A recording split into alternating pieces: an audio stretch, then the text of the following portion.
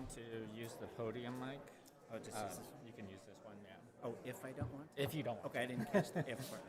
You don't It's want up. to use Yeah, you don't. Okay. It's up to you.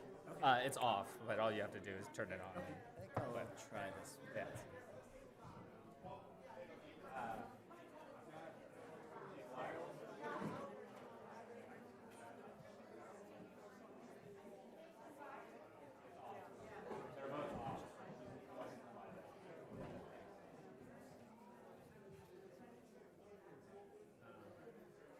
Maybe I'll say like,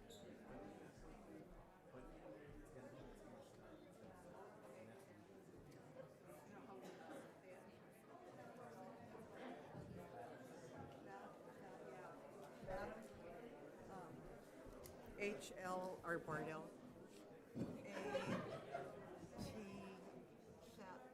Chatham. Chatham. Chatham. And Sitatman, like sit. Sit at. Or like sit at. Tim. It's hard to say. Chatham. Sitatman. Sitatmim. M-I-M. Well, yeah.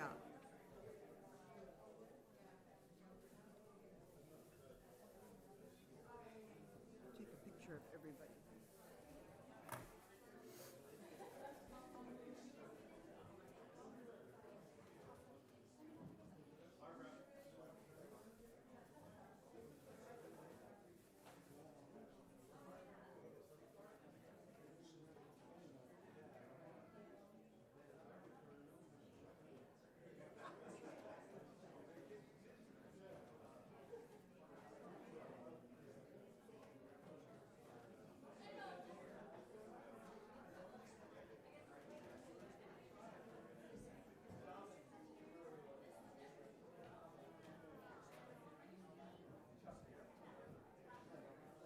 Okay, I'm gonna.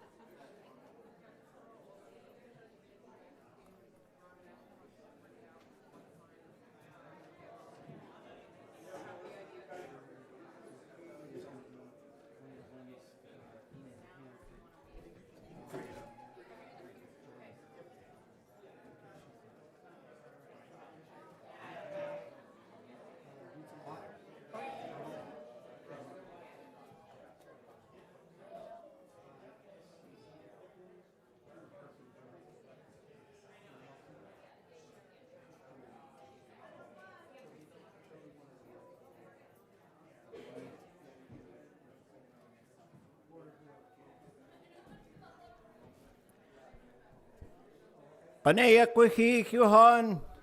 Qanaya Quihich. Chatham. Sitamnim. Qanaya Quihich. Guk.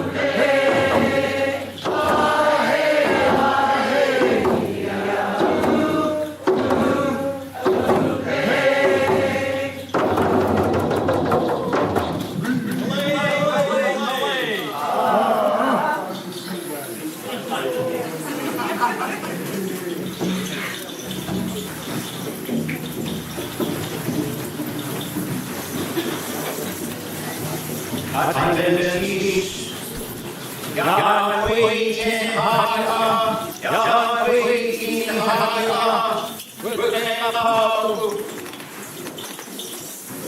Detail Lieutenant Hood at the half step forward march.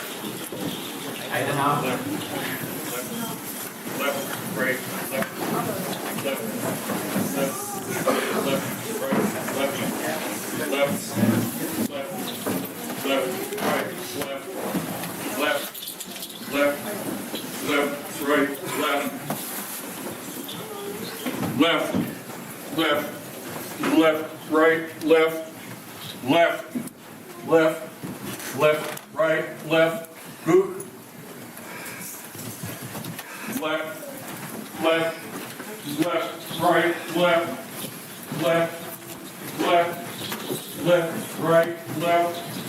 right, left.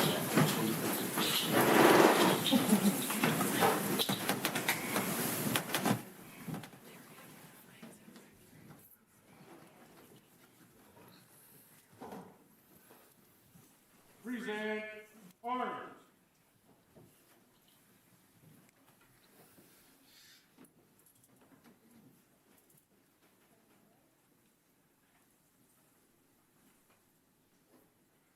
Recover.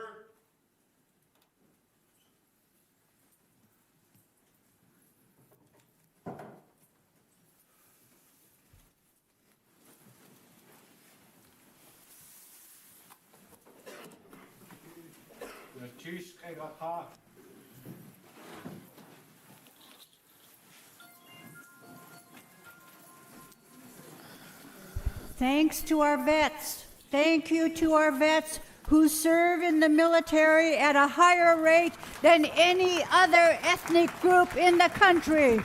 We thank you, vets.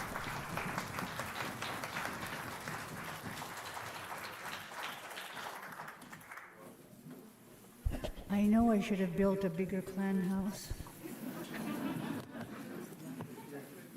Well, let me all thank you for joining us in celebrating this very special moment, a moment where another one of our clans has its totem pole raised. We thank you for being here to celebrate with the Sukteeneidí clan. Gunalchish for being here.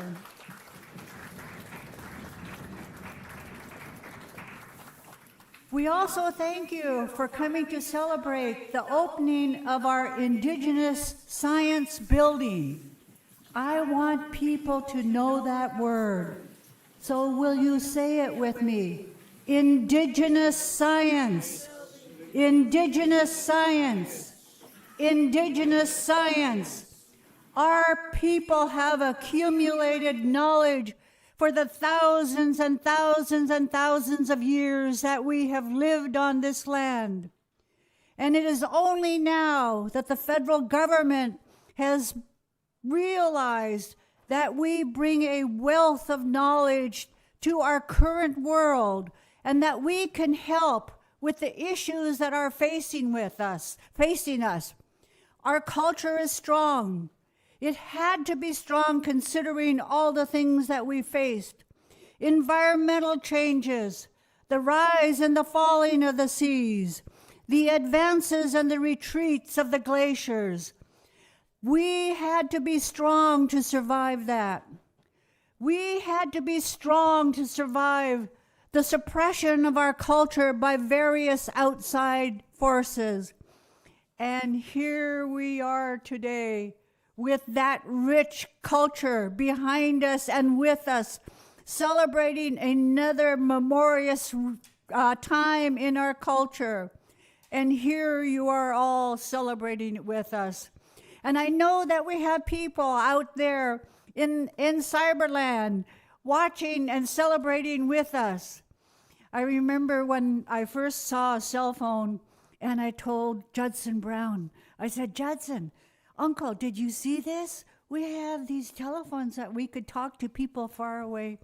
And he says, oh, we already had that. Our shamans always communicated with each other. So the world is catching up with us. But anyway, we have a wonderful ceremony planned for you today. And I'm not going to take any more time, but just to say how happy I am that you are all here with us. I love seeing our little children speaking and dancing in our own languages. Gunalchish. And now I want to introduce you to our moderator, Hune. Hune, here we are.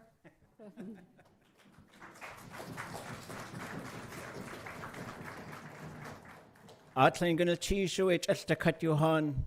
Kootéeyaa yana kikoe has to on it cook ak kwan. Gonna chishu ach at has kach suddenly has wushkitan. Gonna chish clay na chunkian ya yachtetan ka Sukteeneidí. Wasahatu kleke ye on it kakaye jitune yak. Yahatu ausagun. Yahat Tagu Konkian has to ani yach ayadutin awaha ani yayidat. Was yak yekdaway yaha ani de yekuhu chag yisaku adu ani saya yayidat hatu wasakutsu achawe kutia ha ani kayegakwati kanaka hitki awe atunach aya gachtusku. Wasa hatu litzin ha ani kuk ka wasa hatu yak ka cut the duke you do a sago at su hakagach the duke ye awe hatu tia ha ani kuk just to cut you han ya singit ani ya dekina ani ya tsutskan ani achawe hatu yak yagi kagach to ak yata sagutin kakasakhan Katilla an, ye awe hatu tia ye dat akahata chankisani hasagursaku ya hakusi kahayu katangi. Gunalchish yak shikat ku yagi ya yagi. Which a good ka tesketen hosaku adat, a Jewish shukat ku yagi aya ya yagi. Happy Indigenous Peoples Day. We are so honored to do this work on the land of the Kwan peoples, the Wushkitan, the Yachtetan, the Sukteeneidí. Long time ago, when you came to our villages, you knew whose land you were on. And through the horrors of colonization, so much stuff was erased and attempted to be taken away from us. So what we're witnessing and what we're part of now is a massive restoration of the visual landscape of our peoples. So when you come to our lands, you'll see these kootéeyaa, these totem poles. You'll see these nakahitki, these clan houses. And you will know by that the people are gaining strength and courage. It took a lot to hold on to everything that was held on to through these last 100 years. And now it's a rising tide. It's a rising tide that's coming up for the people. And I'm so thankful for all of those whose hands went into this, whose minds and hearts went into this. We're going to try this today with love and kindness and a cherishing of our future generations so that they will look back on us years and years and years from now, and they'll say, my ancestors were kind people. My ancestors loved me. My ancestors found a way to restore a sense of wholeness to our people. That is why we're gathered here today. We've really packed this house. It's hot. There are other ways. If you couldn't get in the door, you can. It's being live streamed in the Living History Room upstairs, and it's also being live streamed in the lobby. If we could silence our cell phones, please. That's a good reminder. We're so thankful today. I would like to call up the Kwan to give a welcome on their land. Sekuni kakase yitwa hakunchi.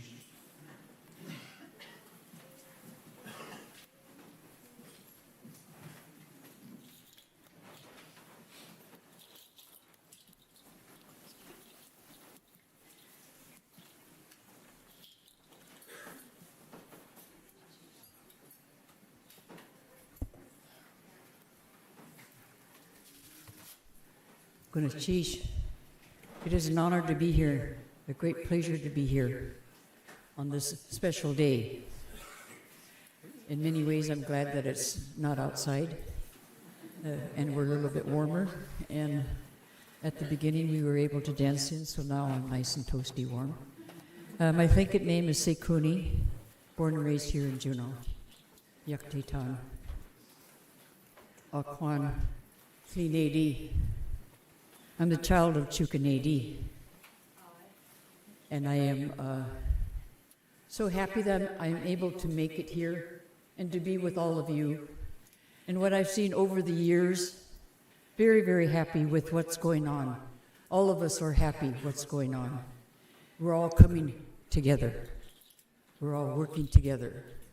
It's a start. And our children, I'm very, very proud of the children as to what they're doing. I just, very proud of all of them. They're speaking the language. They're singing. They're learning how to harvest. And we are putting up totem poles, the kootéeyaas. That's real special.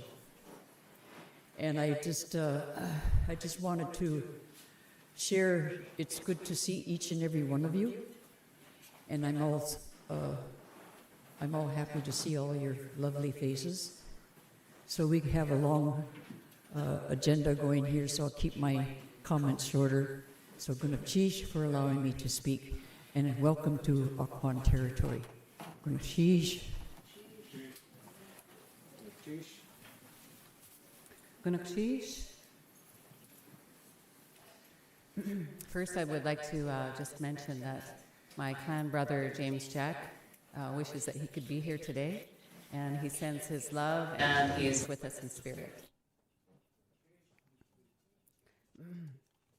Kase yuchat duasak, dao da'u yuchat duasak, wushkitan nachatsiti, tus hit dach ayachat, akwan away yuchan, dak dain tanyari ayachat. My Tlingit name is Kase, and I'm honored to be here today. And my grandmother and my great-grandmother were, I have their names, were born here in Juneau and are from the Berners Bay area. What a wonderful day to celebrate who we are and acknowledge our ancestors. The Wushkitan have always been here in this beautiful place we call Akwaan. And we lived here amongst our precious opposites, the Sukteeneidí. Although the Akwaan were forced to move or relocate at least 3 times, we are proud to be here today, healing, growing, thriving in the arts, learning our languages, and our children are learning our songs. I'm learning still too, but I'm happy that my grandchildren don't have to wait this long. Our culture is prevention, intervention, and healing. I would like to recognize all of you, our honored guests and leaders, and also mention that I have had the honor of growing up my children, my 5 children, and I have 9 grandchildren who live in the same community as our Carver Lee Wallace, and our children grew up together. My Haida brother, raising our children in the Tontaquan and Sanyaquan area of Keshkan. And acknowledge Rosita. Thank you for your years of vision and your leadership over the decades. And Uncle Ed, I love the Sukteeneidí, and some of that has to do with my husband is Sukteeneidí, Yuata, and Uncle Ed's brother. And so I'm so excited today, very excited to be here. And I'm also just very excited about the new Science Center and have the opportunity to work with their wonderful staff. And I hope that you all get a chance to see it and use it. And it's a beautiful facility with all sorts of wonderful, the kitchen, the classroom, I'm sure somebody will talk about that more today. The podcast studio and the 3D, the herbarium, the lab, And it's really wonderful. And I think I might have been one of the first ones to do a little workshop in the kitchen. So I will end there and just say Gunakchish. And again, thank you all for coming. And happy Indigenous Peoples Day. Gunakchish.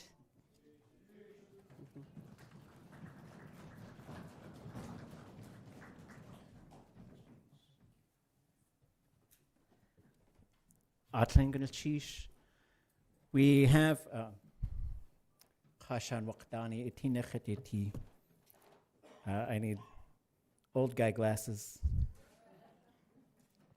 One of the things that is fabulous that is happening now is the amount of people who are becoming speakers of our languages. We went a long time without producing new speakers. And now we're getting to this point where we might be making new speakers faster than we can count them, which is what we need. So we'd like to invite a couple of learners up who are learning and using our languages, speakers. I encourage those who are learning our language to just call yourself a speaker. Don't call yourself a learner, just call yourself a speaker. And just tell yourself you're on your way and just give it all you've got. Every day I think about all the things that our people have gone through, all the concentrated, deliberate effort to try and destroy our people, to destroy our languages, to destroy our culture. And every day I try to counter that energy with my own, but from a sense of love and belonging, from a sense of responsibility and obligation, not with anger, not with pain, not with suffering, but with an intention to match that energy with our own, to bring ourselves back to a place. So we'd like to invite Markel Wallace and Elena James up to give us some welcoming remarks in Khatkil and Smelgich.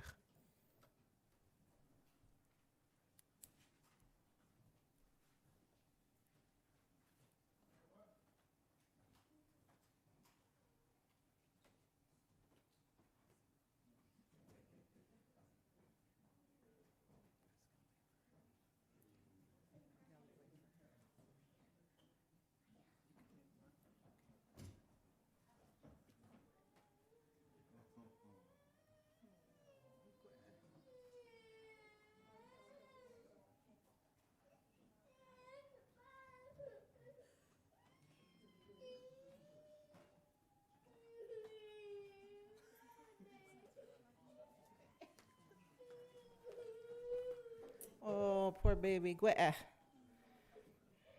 Amasa, happy Indigenous Peoples Day. It's good to see everybody from Prince of Wales and Ketchikan, where I spent a lot of time. In Doikshin, Alfie, for having faith that I could pronounce these words in Somaliak. And because it's 2025, I'm going to use my phone.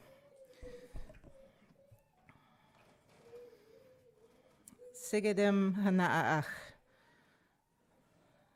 Simgaget, Lake Agiget, Goldam Algek,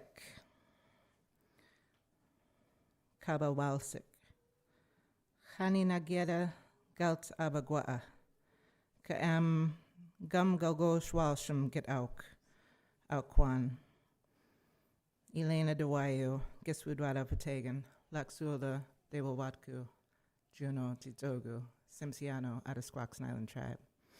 It's good to be Tsimshian. Adzika Gagoda Ahoy Ahoyu Somaliak Shagatwin. Lamdziksam Awashla Gwelt Galuk. Shla am Washloda Shla Gaget. Shimgatgo Wallalosham Amanya Pashtana Gwa'a. Dim Shigit Heitka Pashtana Gwa'a. In Doikshem, I will dip Amuksha de Algetgu Shagetwin. In Doikshem.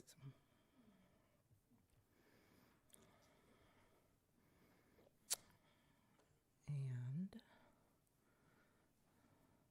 noble women, clan leaders, council members of the clan leaders, speaker for the clans, children of the clans. All the people of this village, blessings. My name is Elena. My clan is Killer Whale. I was born and raised in a boat. I live in Juneau. I am Tsimshian and Squaxin Island tribe. I am proud to learn Somaliak. I am proud that I'm using Somaliak. Come in, the fire is lit. It's good to honor our ancestors. It's important that what you are all doing to raise this totem pole. The totem pole will stand strong. Thank you for listening to my words. Ha'a and Doyakshan Ganashtish.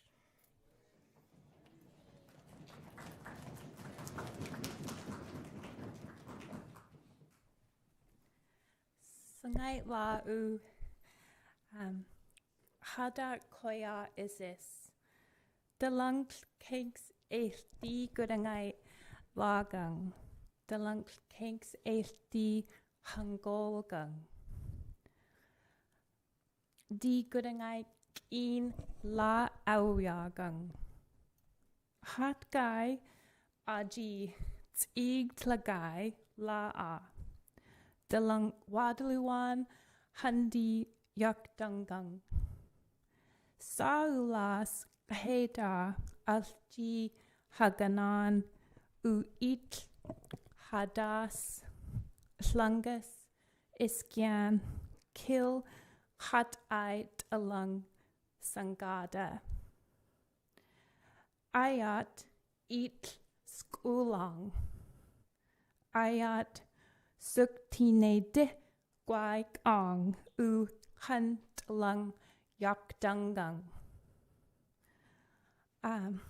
La gyai gyang u gidan. Sla page good udi goodangai login. Di had Lee Wallace u kajagin. Gugwangs Ande Jotsinga Ichta Wesley Polik Jensen Iskian Milgam Amti Michael Milne Ugyang Hanas Tlauskin. National Park Service Dalung Akil La Auyagang. Jinga Q Yang U Kajgut La Song. Science Guy Nai Hautla U Ijang. Agunth Sangada Sealaska Heritage Institute. Gumgin Tla Kadalung Jagia Flunga Angang. Daman God ut ultla andwang. Gitskwa dalung guigin la song. Gin loth ista. How I'll translate for you folks.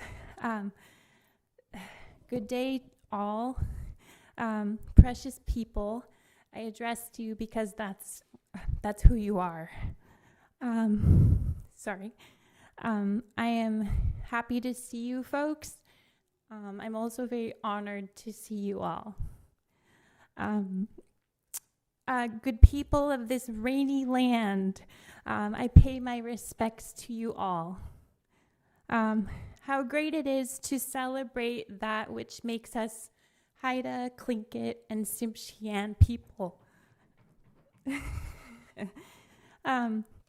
Today we are gathered. Today we respect the Sukteeneidí clan. Their totem pole was created. My father, Lee Wallace, took the lead. Himself, Ande, Jotsinga, Ichta, Wesley Polik Jensen, and Michael Milne created a beautiful totem pole. We as a collective thank the National Park Service as a huge sponsor of this. The totem pole trail will look very beautiful for a very long time to come. There is a new science building, and And I basically told Sealaska Heritage Institute to take the day, or we can say, celebrate yourselves. There's nothing you folks cannot do. And be sure to treat one another and take care of one another. I hope good things come your way, and please do good things.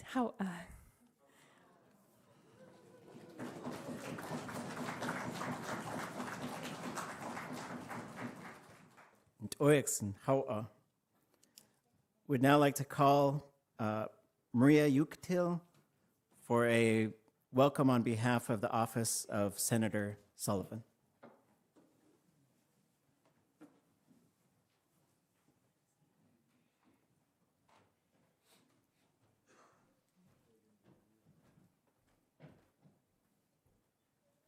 Kunoshish. Senator Sullivan is sad not to be here on this wonderful, glorious day to celebrate with everyone. And he sends his greeting. He is a friend of Southeast, and he wants to celebrate with all of us our accomplishments, especially the ones you're celebrating today. Thank you.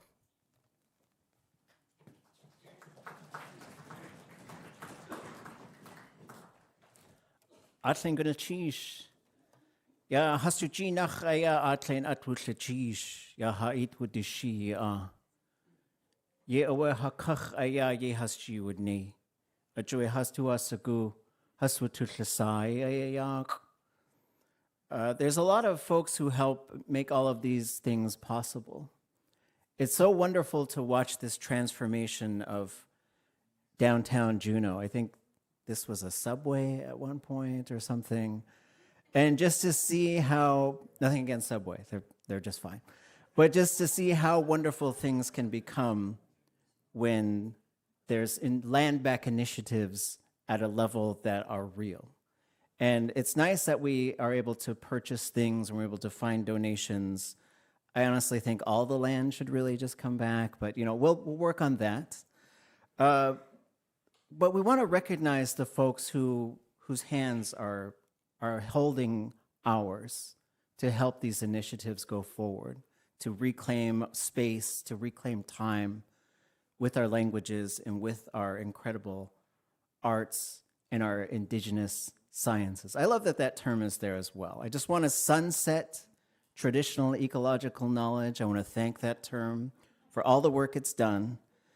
But in much the same way that the folks who came here had art and we had artifacts, and the folks who came here had literature and we had stories, there's this thing about calling it something different that really creates an otherness that we are now rejecting. Because we are saying, oh, we have science, and we have literature, and we have art. And so it's wonderful to see this building become indigenous. The indigenization of downtown Juneau is my favorite thing about Juneau right now. But it wouldn't happen without the help of our congressional delegation, of the National Park Service, who donated for the Sukteeneidí kootéeyaa, for the Sealaska Corporation for donating to assist with the Indigenous Science Building, the City and Borough of Juneau, the Rasmussen Foundation, the M.J. Murdoch Charitable Trust, and ConocoPhillips. Cheesh. Let's give them a hand.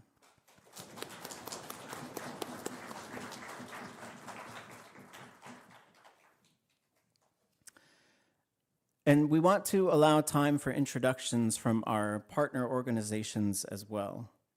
The first is Karen Togg, an SHI trustee and vice chair of the Sealaska Board of Directors.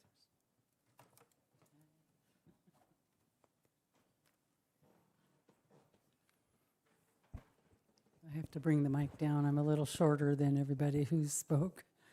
Good afternoon. Welcome, everybody. First, my first hat will be Sealaska Heritage Institute.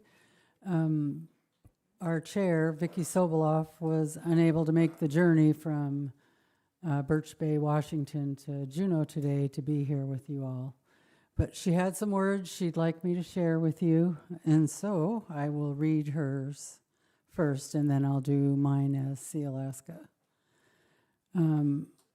It's my honor to welcome you, distinguished guests and friends of the Sukteeneidí kootéeyaa, an Indigenous Science Building ceremony.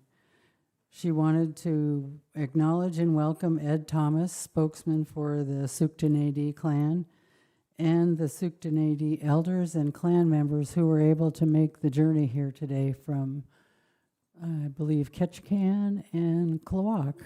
So welcome. We're very pleased to have the partnership with the City and Borough of Juneau that will allow us to put up 30 totem poles along the waterfront. We also have 3 additional poles on the Sealaska Plaza out here. The Sukteeneidí pole is the 14th pole to be erected.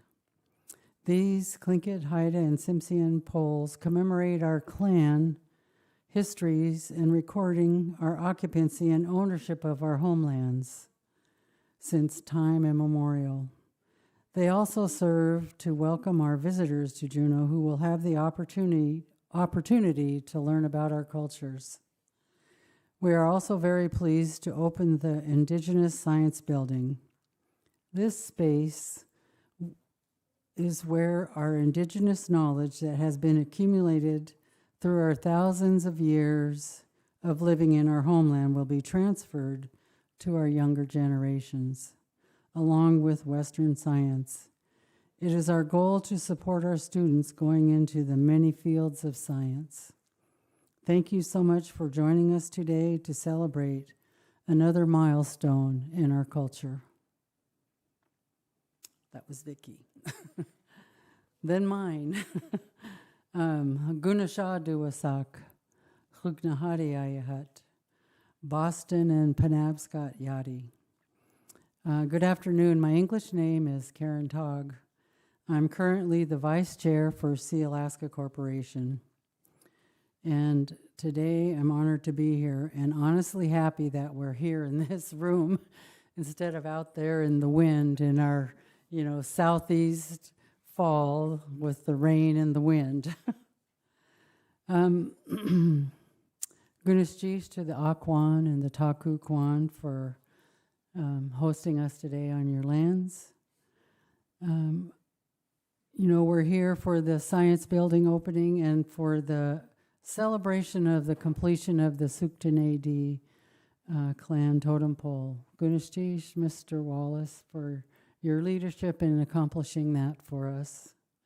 I also want to give a wholeheartedly thank you to Dr. Rosita Worl for her vision and her leadership in accomplishing getting such a building built and renovated here in Juneau, our capital city. I think it's quite an accomplishment to lead our team and to really have Indigenous presence here in Juneau. And if you've noticed, this whole corner is kind of like turning into Indigenous buildings and art, and it's a wonderful thing to come visit here now.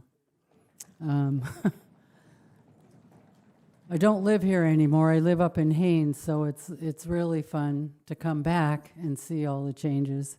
And I'm looking forward to seeing the Science Center come to life.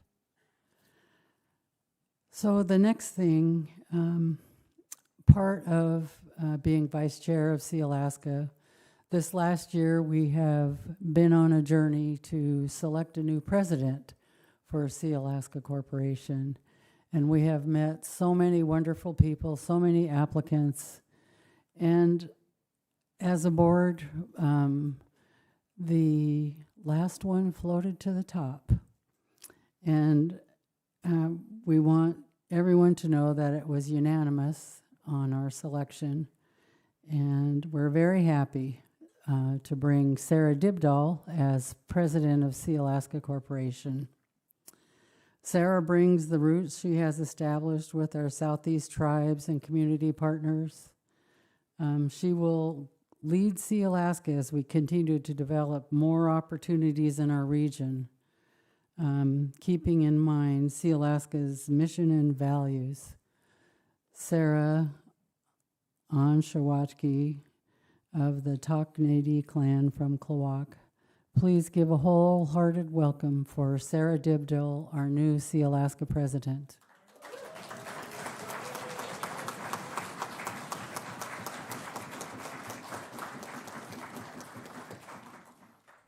By the way, our first woman president, too.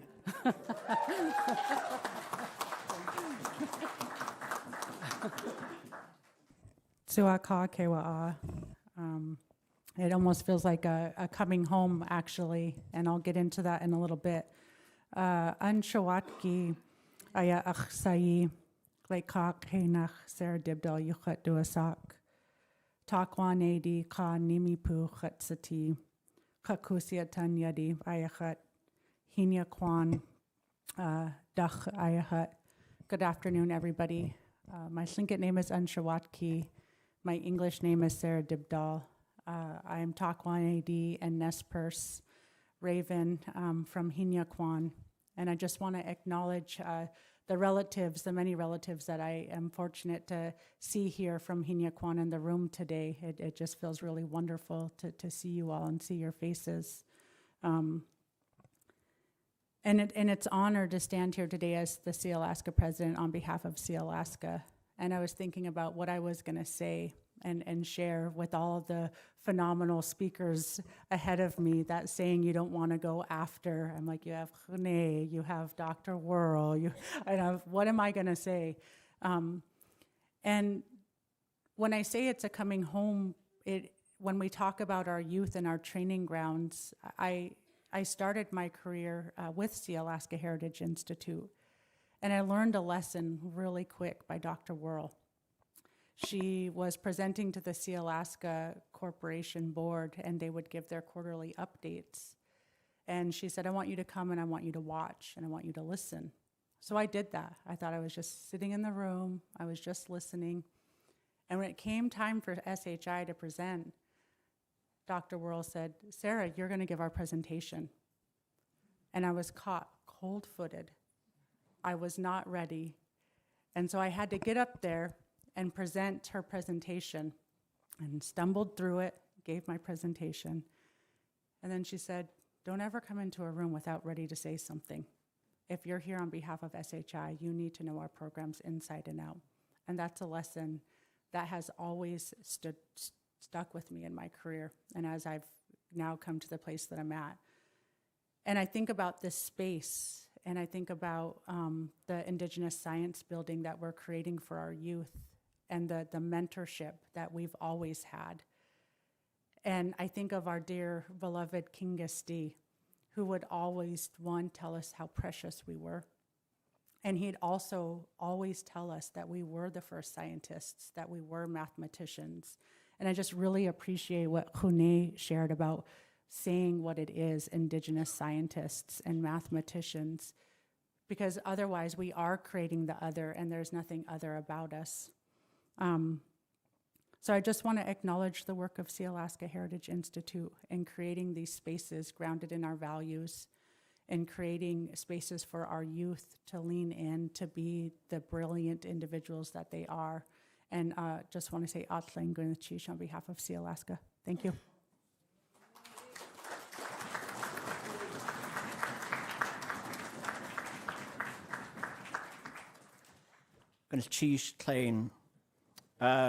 I just want to acknowledge the power of our Indigenous women and their rightful place in leadership among our people. I think there's a lot of interesting things that are said these days that I think sound a little misogynistic to me about Indigenous women, and I think this is nothing new. And I think this is something that we have learned to do, and I think it's something we can unlearn.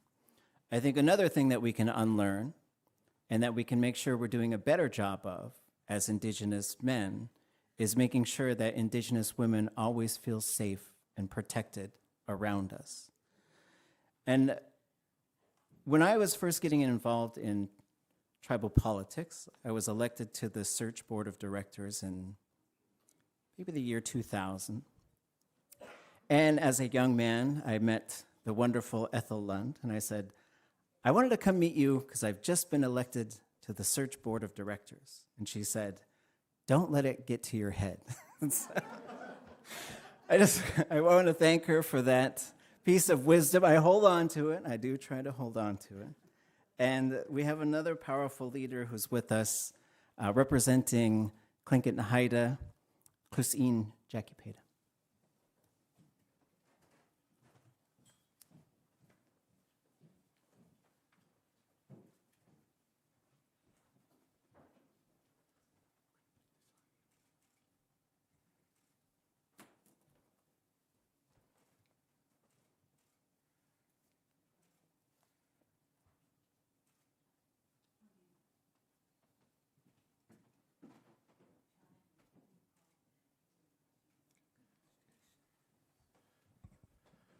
So as a child of the Sakai clan and grandchild, we, Eagle, the Sukteeneidí, wanted to put our nachain on Jackie because she's precious to us as our close opposite. Gunishish. Thank you so much to my opposites, the Sukteeneidí and the Wushkitan, for allowing me to wear this at'uu in your behalf and with full respect.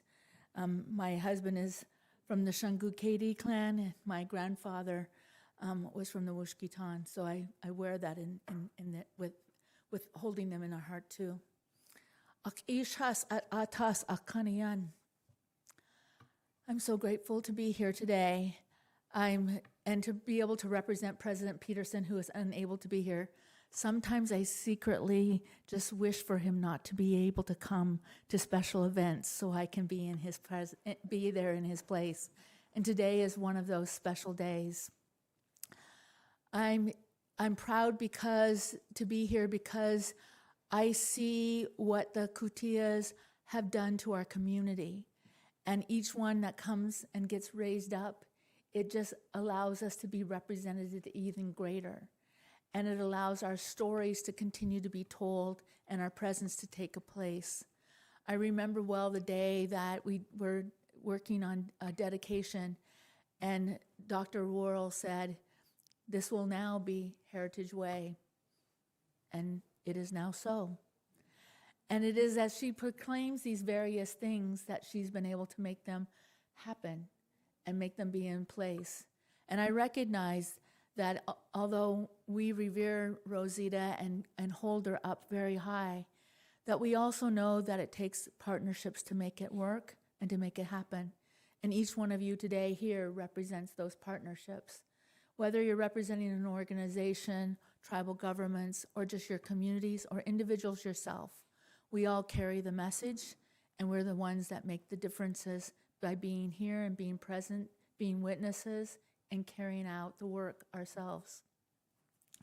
I've been so excited about the work of our Indigenous science.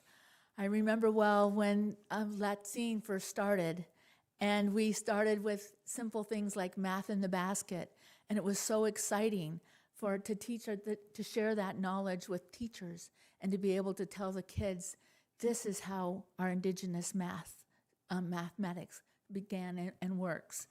And today, having those same conversations with the chancellor at the UAS, as she's so excited about Indigenous mathematics and other kinds of things that we can do. And it's not just teaching our children that's important.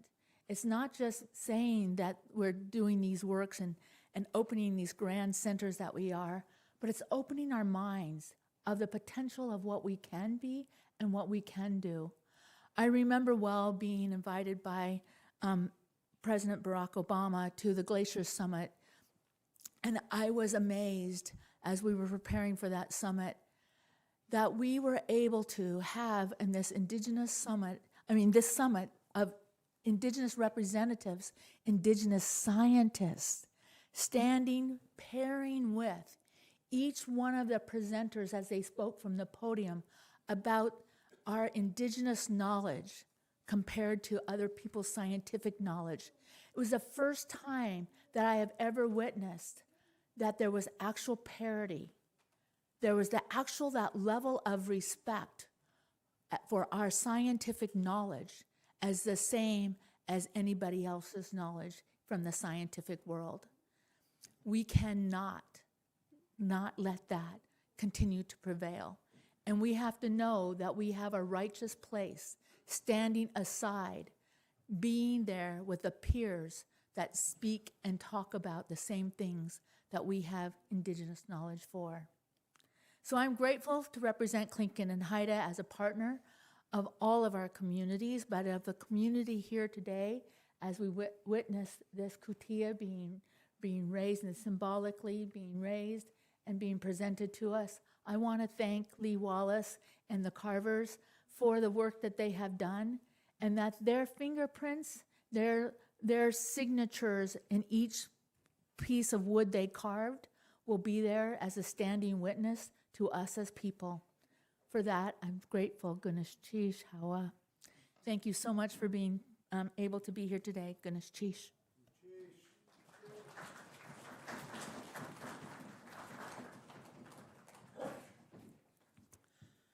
Chish. Chak oe ya ach ish du tla du ish ka ach ish du tla. Norway dachaya haswukuch yak yikt wat 16.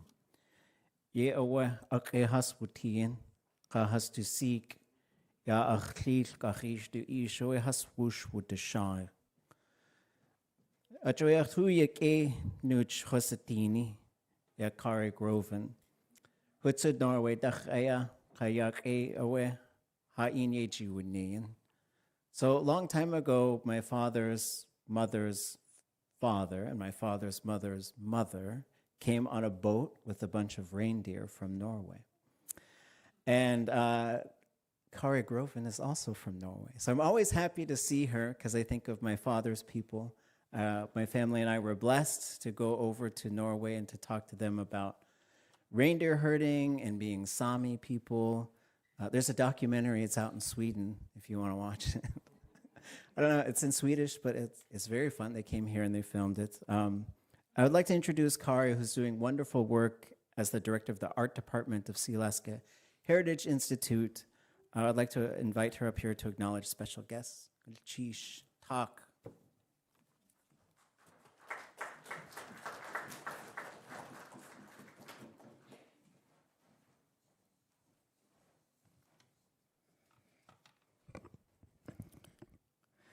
Tusen takk. I am grateful to be here today, and I have the privilege to introduce a couple of special guests, and I'm going to provide a little bit of background before I introduce them. So in 2016, Sealaska Heritage Institute, University of Alaska Southeast, and Institute of American Indian Arts they entered into a memorandum of agreement to strengthen higher education in Northwest Coast arts. So some of the results of this partnership include establishing an arts associate degree with a Northwest Coast arts emphasis at UAS, an articulation agreement to transfer university credits between UAS and IIA. It contributed to our ability to fund and build Sealaska Heritage Arts Campus and significantly increase and strengthen Northwest Coast Arts course offerings through UAS and SHI, as well as offering scholarships, an arts residency, and internship opportunities and other things. So earlier today, Sealaska Heritage Institute, UAS, and IIA met to bring this partnership into its next chapter. And we are delighted that several representatives of our partnering organizations are able to join us at today's ceremony. Dr. Karen Silkaitis, who is the UAS Dean of Arts and Sciences. Dr. Allison, who is Allison Stodinger, I drew a blank there. Alison Stodinger, who is the U.S. Associate Dean of Arts and Sciences. Lily Hope and Andrea Burgess, who serve on the IIA Board of Trustees. Dr. Robert Martin, who recently retired as the president of IIA. Dr. Shelley Lowe, who is the newly appointed president of IIA. We have invited the former and present presidents of Institute of American Indian Arts, Dr. Martin and Dr. Lowe, to share some words today. And now I'm going to introduce them. Starting with Dr. Robert Martin. Dr. Robert Martin is a citizen of the Cherokee Nation. He has served as the president of IIA from 2007 to 2025. During his tenure and under his leadership at IIA, Dr. Martin has overseen unprecedented growth at IIA, and he is credited with transforming it into a world-class university. For decades, Dr. Martin has been at the forefront of strengthening tribal colleges and universities. Before his tenure at IIA, he served as president at 3 other colleges. At IIA, his leadership transformed the institution, established new graduate programs in creative writing and studio arts, and significantly expanded the campus infrastructure. Dr. Martin's commitment and service have earned him national recognition, including the prestigious National Humanities Medal presented by the President of the United States for his lifetime of service in Indigenous education. Dr. Martin has dedicated his life to ensure that Indigenous arts, histories, and voices are not only preserved but thrive for generations to come. So please join me in offering a warm welcome to Dr. Martin.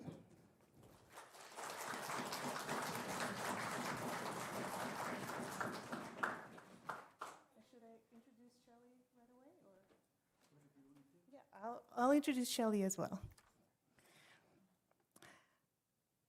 Dr. Shelley Lowe is a citizen of the Navajo Nation and is the newly appointed president of Institute of American Indian Arts. Prior to leading II, Dr. Lowe was the chair of the National Endowment for the Humanities and was the first Native American to lead this federal agency. Prior to leading NEH, Dr. Lowe served as executive director of the Harvard University Native American program and held administrative and teaching positions at Yale University and the University of Arizona, where she earned her PhD in Educational Policy Studies and Practice.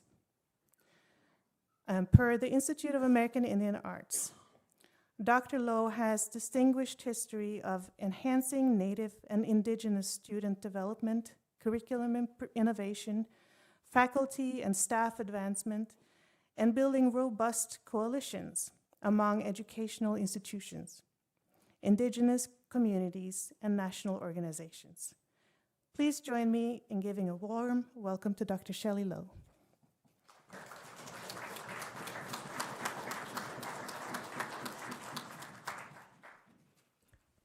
Thank you, Kari, for the wonderful introductions. I'm humbled to be here and honored to be able to attend this ceremony. I'm so grateful to see the beauty here and hear the speakers, and what an opportunity and blessing for me. And I want to thank Dr. Worl for the invitation to be here and for the opportunity to collaborate and partner with Sealaska Institute. We at the Institute of American Indian Arts, our mission is to empower creativity and leadership in Indigenous arts, cultures, and scholarships through higher education, community engagement, and lifelong learning.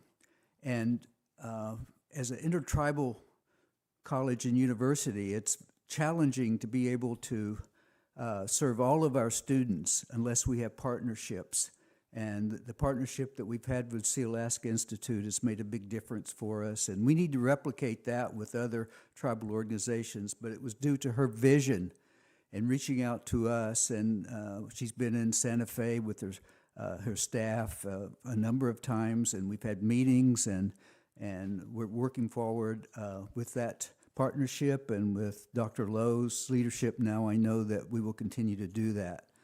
But one of the things that we focused on at Institute of American Indian Arts is student success. And what does that mean? And what does that look like, since we're an indigenous university? And we know that the iPads, you've all heard about the Bright Lines from the Department of Education. They focus on retention, persistence, and completion as evaluating an institution. But they've also recently, in the last few years at least, have said that we really need to focus on definitions of student success that take into consideration the mission and the students that we serve, the communities that we serve. And in doing that, I think that's the direction that we've been going in. And if you look at our strategic plan, the overarching theme is student success. But what does that mean for us? And for us, it means community, it means cultural identity, and giving students an opportunity to learn more about their culture and their values and traditions and whatever. So I think that that's so important for us to be able to focus on our students. And it's not just students, it's our whole community, the faculty, staff, our board of trustees. Everybody needs to focus in on that, because we can't point the finger at students or even the faculty unless the administration, the leadership, the board, all of us are focused on that, the culture and the identity of our students and supporting that. And that's where partnerships come into play, and the partnerships that we've had with Sealaska. We don't have the resources to address the needs of all of our students. We're going to have to partner with other tribes and organizations and Sealaska Institute to be able to really address the needs of our students going forward. And so again, I thank Dr. Worl and her staff, and we look forward to continuing the relationship and focusing in on the success of our students, and especially more students coming from Alaska and the Southeast and Northwest Coast Arts, and that's so important as we go forward. So, Wado, thank you very much.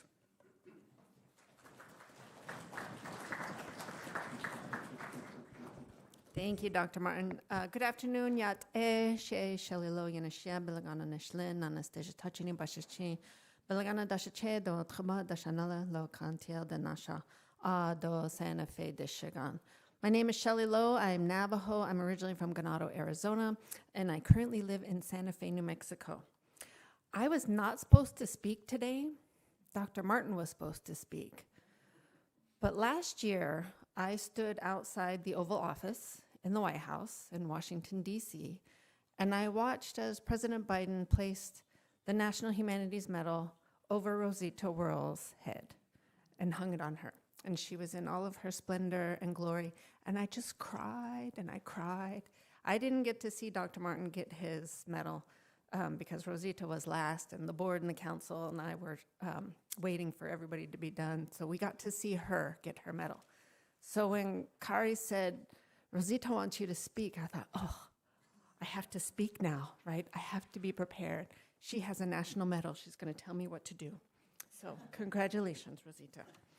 We're so delighted to be here to be a part of this celebration today. We had the opportunity to tour the Indigenous Science Building this morning, and the vision of the partnerships and the collaboration that can happen between IAIA, between University of Alaska Southeast, thanks to Sealaska Heritage Institute, is just overwhelming.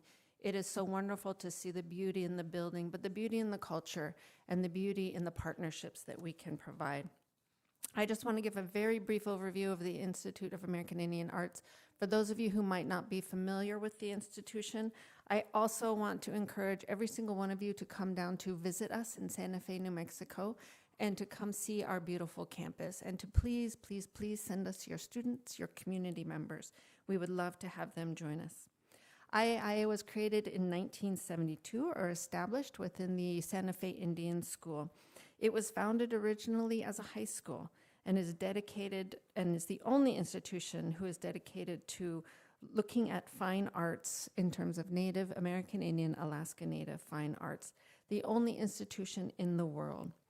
In 1986, we were chartered by Congress as the Institute of American Indian and Alaska Native Culture and Arts Development, and that is the charter and the legislation that we are guided by today. We are federally funded. In 1994, we became a land-grant institution. We currently offer 4 certificate programs, 7 Bachelor of Arts degree programs, 3 Master of Fine Arts degree programs, and we have continuing education courses that are available to individuals across the country. I encourage you to please look at the continuing ed courses if you are interested. In 1972, our museum, the Museum of Contemporary Native Art, was established, and since then we have had over a dozen Alaska artists who have been featured at our museum, which is called Mokna. I also want to acknowledge our Board of Trustees who are here. You heard a little bit, Lily Hope, who is here. She's Tlingit. I want to acknowledge Andrea, and I'm going to try this, Akalak Burgess, who is Yupik. She is on our Board of Trustees. And I want to acknowledge the chair of our Board of Trustees, Beverly Wright Morris, who is Aleut. They are encouraging us to ensure that we do everything that we can to think about our relatives in Alaska and to think about how we can strengthen what we do to support Alaska Native arts and cultures. Dr. Martin talked a little bit about our strategic priorities. Student success is one, college community is one, stewardship and legacy is another. But I want to come back to this idea of rising tide. Our 4th priority is contemporary Indigenous arts, scholarship, and culture. IAIA strives to be that rising tide that is there with communities, that is there with our relatives to ensure that we are increasing scholars who are doing the work to continue to teach our languages, our arts, our cultures into the future and into generations who come behind us. We want to thank you for your support. We want to thank you for inviting us to be here today, for inviting me to speak, and I learned 2 days ago, but thank you so much for allowing us to be here. It's been a wonderful ceremony. Yeah.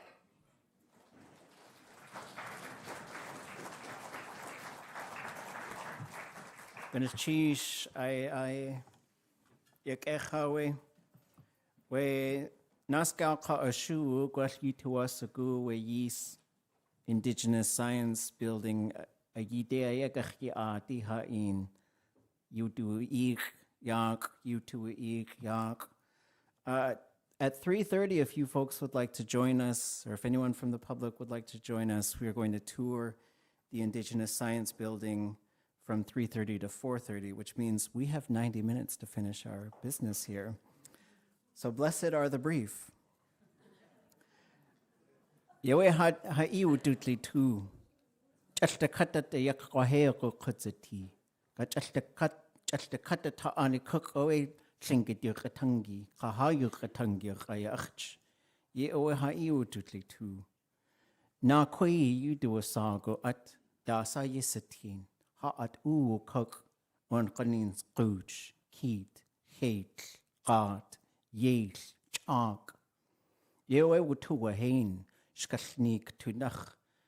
Kestis skasnik koa ya hakusti aya hakusti.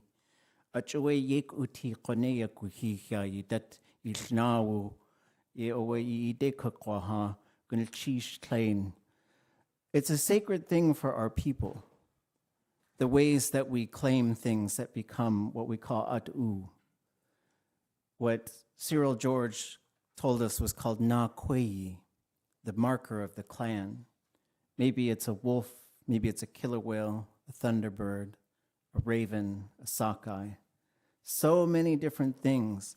And there are stories behind that, but it's more than a story. One time an elder told me, his name was Kaklage, Norman James. He said, Hakusti. People translate that as our culture, But it's actually more than that. It's our law. These were our laws of being. This is how we are. And another elder, Kashkawu Cyril George, once told me,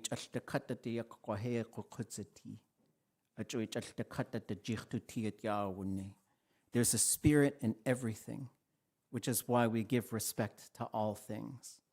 And Kahonish George Davis taught me,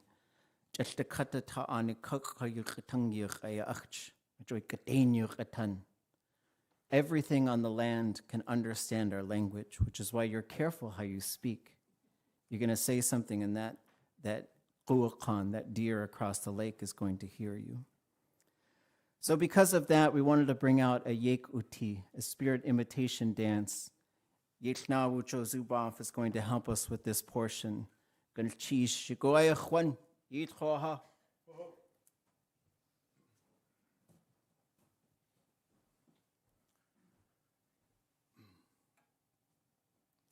Deshu hit, Steen hit, Kakak hit, Yek Saga hit, Yek hit,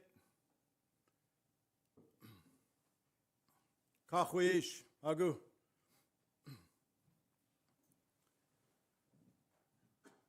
Akishas Dakhluedi, Tlikuhas Takwedi, Zuakanyan Kagwantan, Ha Yek Saga hit.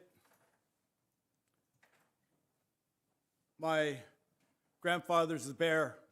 My fathers are the killer whale. My children, my wife are Eagle Nest House. It's an honor to stand before you on this day. I want to acknowledge the Wushkitan, Kunishchish, for allowing us to do this. Shangukeidi, Nishchish, Zagwedi. I want to acknowledge our brothers and sisters of the north, far north, our brothers and sisters of the south. We call this a spirit headdress dance. We're not going to imitate it. We're going to do it. We're calling on our ancestors, the ones before us that got us to this point, and we're going to give thanks to them. I instructed my nephew to call on his grandmother as he performs this dance, which is going to help him finish it. As he's dancing, that's what he's going to be thinking of. I want to thank the Sukteeneidí. They asked us if we could use their precious blanket, and I acknowledged it. Nishish for allowing us to do this. I want to call on Barbara Cadiante to also help us, and I want to call on Naomi, the Wushkitan, to come up and hold the blanket for us.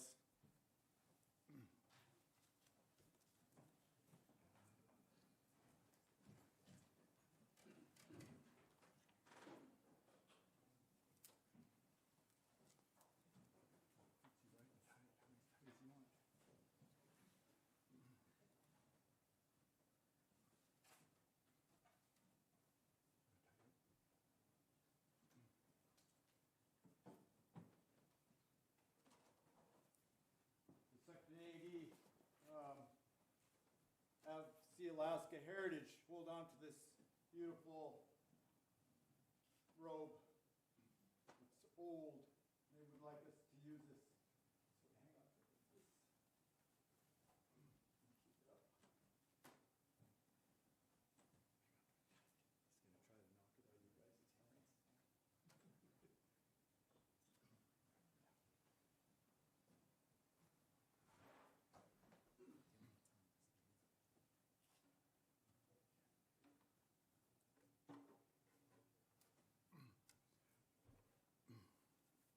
There's normally 13 verses to this.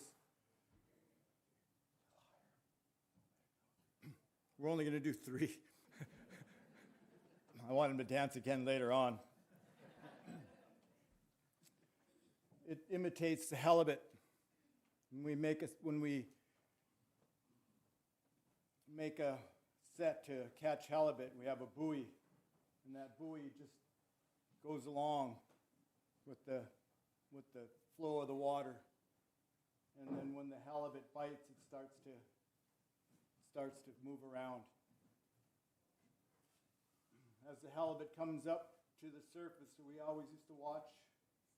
It would tell us if good or bad was coming. If they would see the white part of the halibut, they'd know, let it go. If they didn't, it was okay. The halibut would come up, and normally when a halibut reaches the surface of the water, it's going to flash around, and it's going to spit up whatever's inside it at you. And that's good luck, because that means it's given up. If any of the down lands on you, don't brush it off, because it's a sign of good luck. But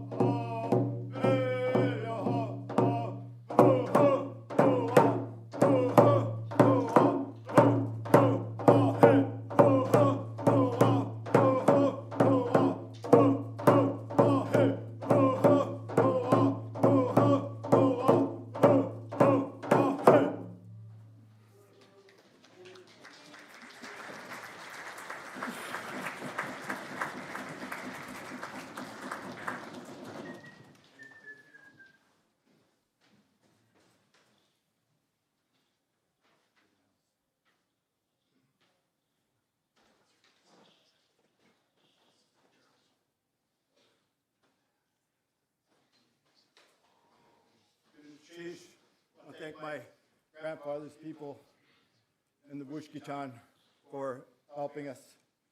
Nushchi shoho, iya one.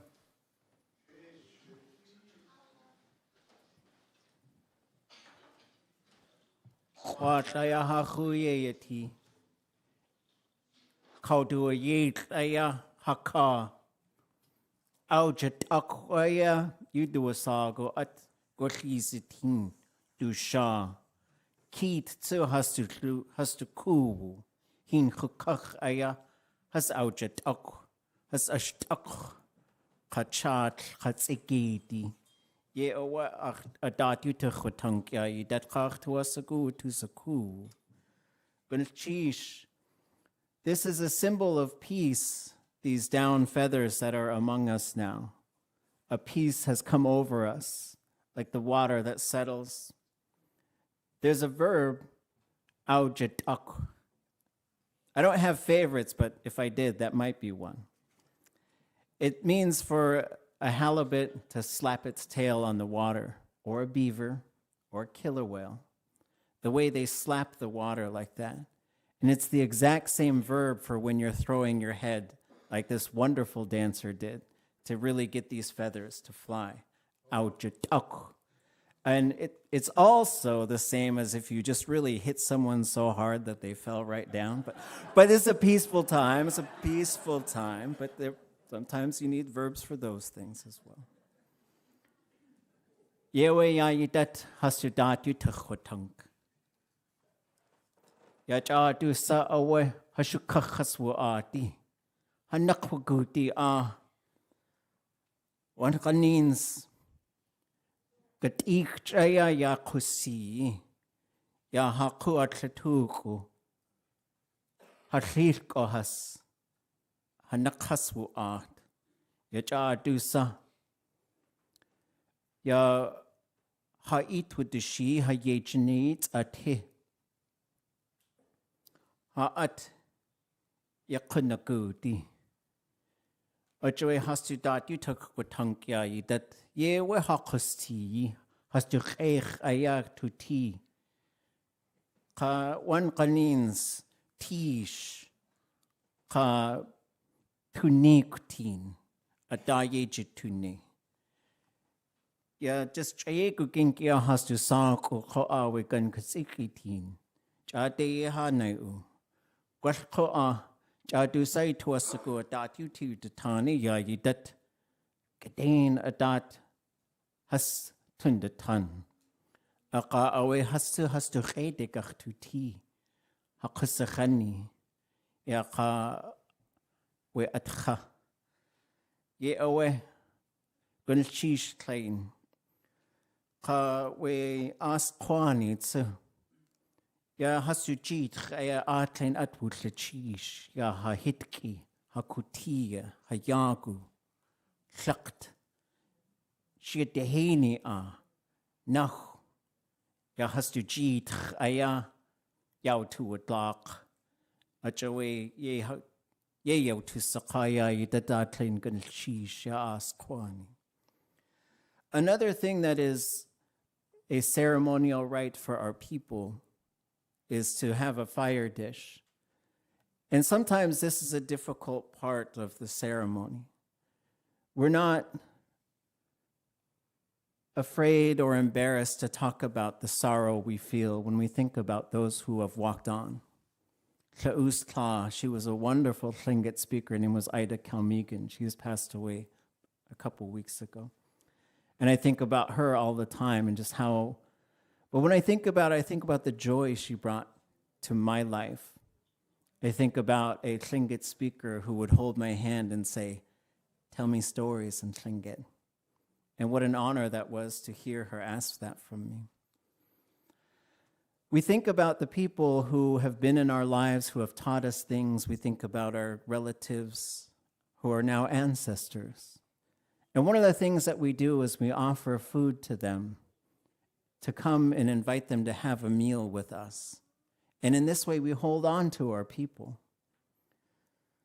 So we're going to do that now, and we're also going to thank the tree people for giving up their children so that we can have houses and totem poles and boats and bentwood boxes and halibut hooks, everything.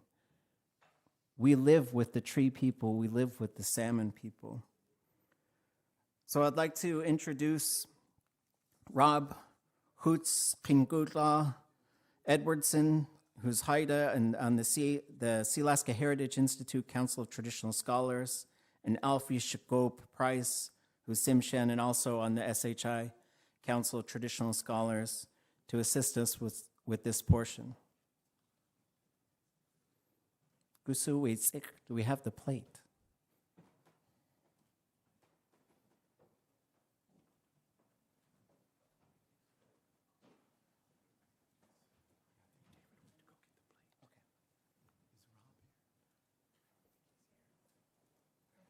Oh.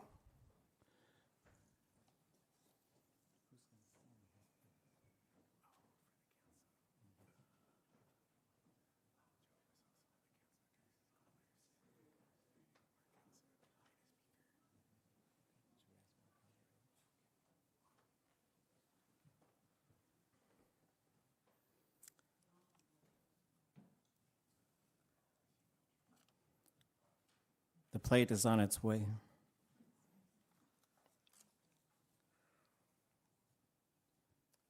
Is Markel Wallace, could you stand for Rob Edwardson? Or did she step out?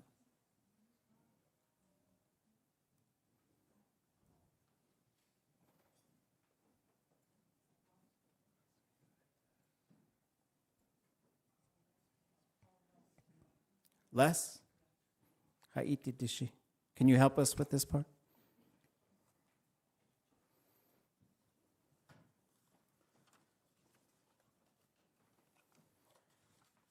So while the plate is making its way here, we are going to honor a small number of names in the interest of time.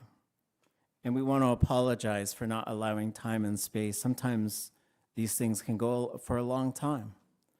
So generally what happens in Tlingit is you'll have two people who are holding the dish before all the people eat. And this is kind of getting towards the end of what we call the time of sorrow at our ku'ik. The crying time. And sometimes you're thinking of people, and we invite you to, if you want to think of an ancestor that you would like to feed. We're not going to have an opportunity to call out the names, but if you want to just think of their name and think of their presence, and we're going to call the names of folks who have walked on, who were SHI trustees and presidents, just to honor those who were here to do the work before us. And typically the way this is done is someone calls the name, and then the folks who are holding the dish will repeat the name and say "Ede" to their mouth. And this is an important part in the way that we do things. We feed our ancestors. This is something that we still do today.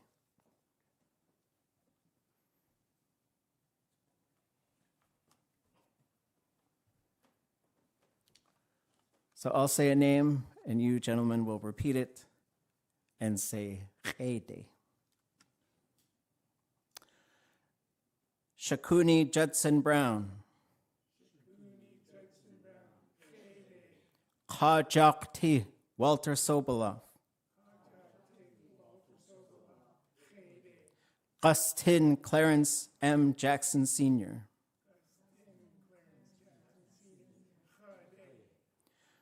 Kashan Albert M. Kukesh.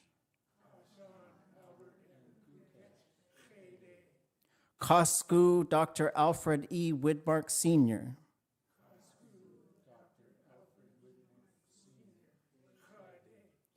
Bill Martin. Kingisti David G. Katzik.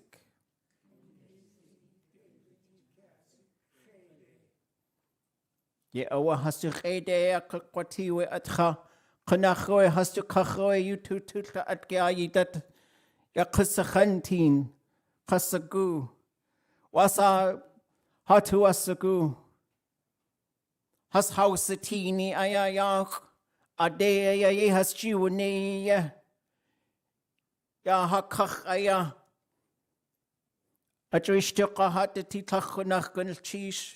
We thank these folks for the work that they've done. We know that they're looking upon us with joy to see that the things that they did were like seeds that became a forest. Ye awe gunchish.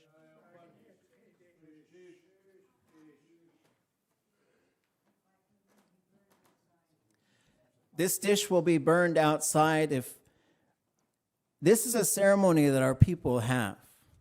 If you're having sorrow in your life, if you're having a hard time, maybe there's something in your house that's moving things around and making noises at night. You can offer food to the spirits, but you have to make sure you burn it completely.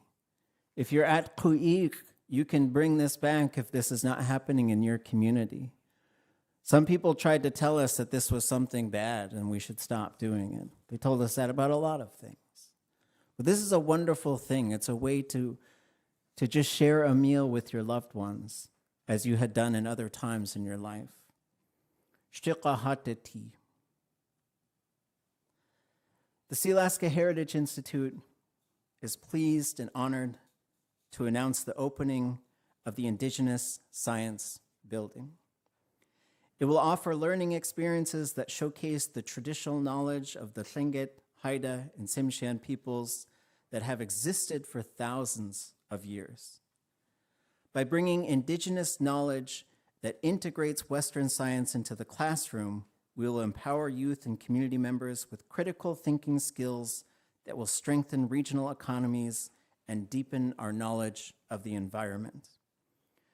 To ensure social and spiritual balance, Katie Pittman of the Shungookteeedii and Leslie Isaacs, a Haida Eagle, will paint their handprint on the Indigenous Science Building to validate the name of the building.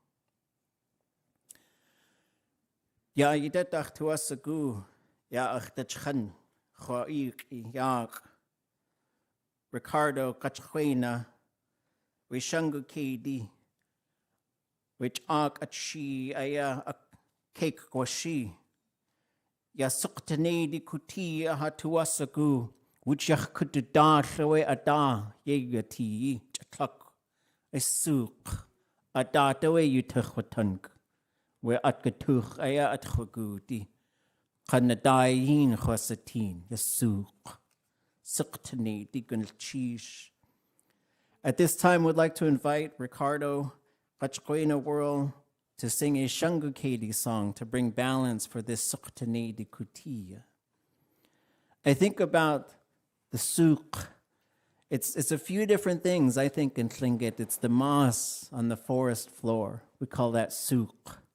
It's the tall grass that's in the running water of the river. We call that souk. This clan takes their name from those, that Sukteeneidí. And we want to make sure that there is balance around this pole. A raven song was sung, an eagle song will now balance it.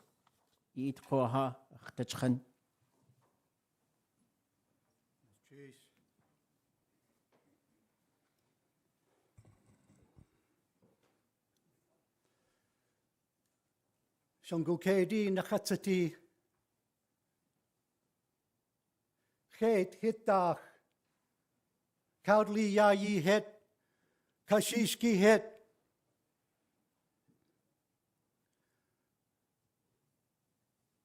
Ach ish has. Ach lichu has. Luk ach adi. Ach dachanuku. Ganakteedi. Deshitan. Daktain tan. Look nachadi. Tsagweidi. Tlingit. Kix adi. Gwashki kwan. Sukteeneidí. We would also like to acknowledge our close relatives, the Haida, our close relatives, the Tsimshian, and our other tribal cousins who have come from afar to be with us today. Gunas Chish. We were asked to sing a spirit song to ensure balance for the Yekuti that Yeknawu and the Deshitan performed for us, so that their words do not go unacknowledged. We ensure this balance. And I've asked my clan sister, Katie Pittman, to hold an important piece of atu, the hat that was worn by Kingiste David Katzik, very first president of Sealaska Heritage Institute.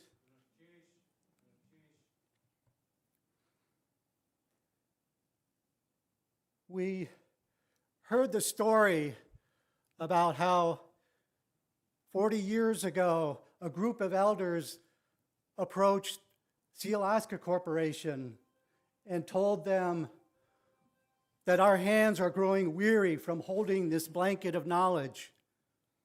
And then they instructed Sealaska Corporation to ensure that our culture, our language, and art would carry on. Sealaska Corporation, in turn, created the Sealaska Heritage Institute. And we have to wonder now, those elders that ask this of us, what do they think of what we have done and what we've accomplished, this Indigenous Science Building? I believe that they are proud, they're happy, they're smiling down with us. The Indigenous science has been around for 10,000 years, and so our purpose for having this is not to prove that our knowledge, our traditional knowledge, is as good, as accurate as Western science. Our purpose is to teach our children, this is who we are, this is what we know. You have to learn this so that your children will carry on what we were asked of us to do. So we'll sing this spirit song, and it's appropriate. This is a song that Kingiste taught us. You'll see the dancers when they come out and they're stomping their feet, mimicking the willow ptarmigan when they do their territorial stance. And it's fitting because I performed this spirit song in Craig a number of years ago when the last Sukteeneidí kootéeyaa went up. And it's as if we're reclaiming our presence on this land.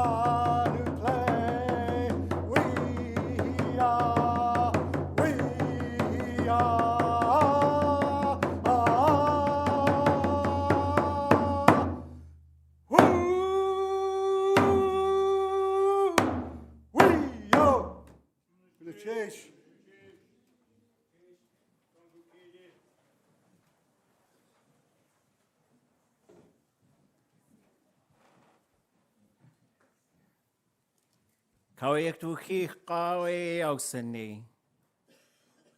Ye awa adat yu tukhutankaya ya hakusti. Konakwe aktuasagu.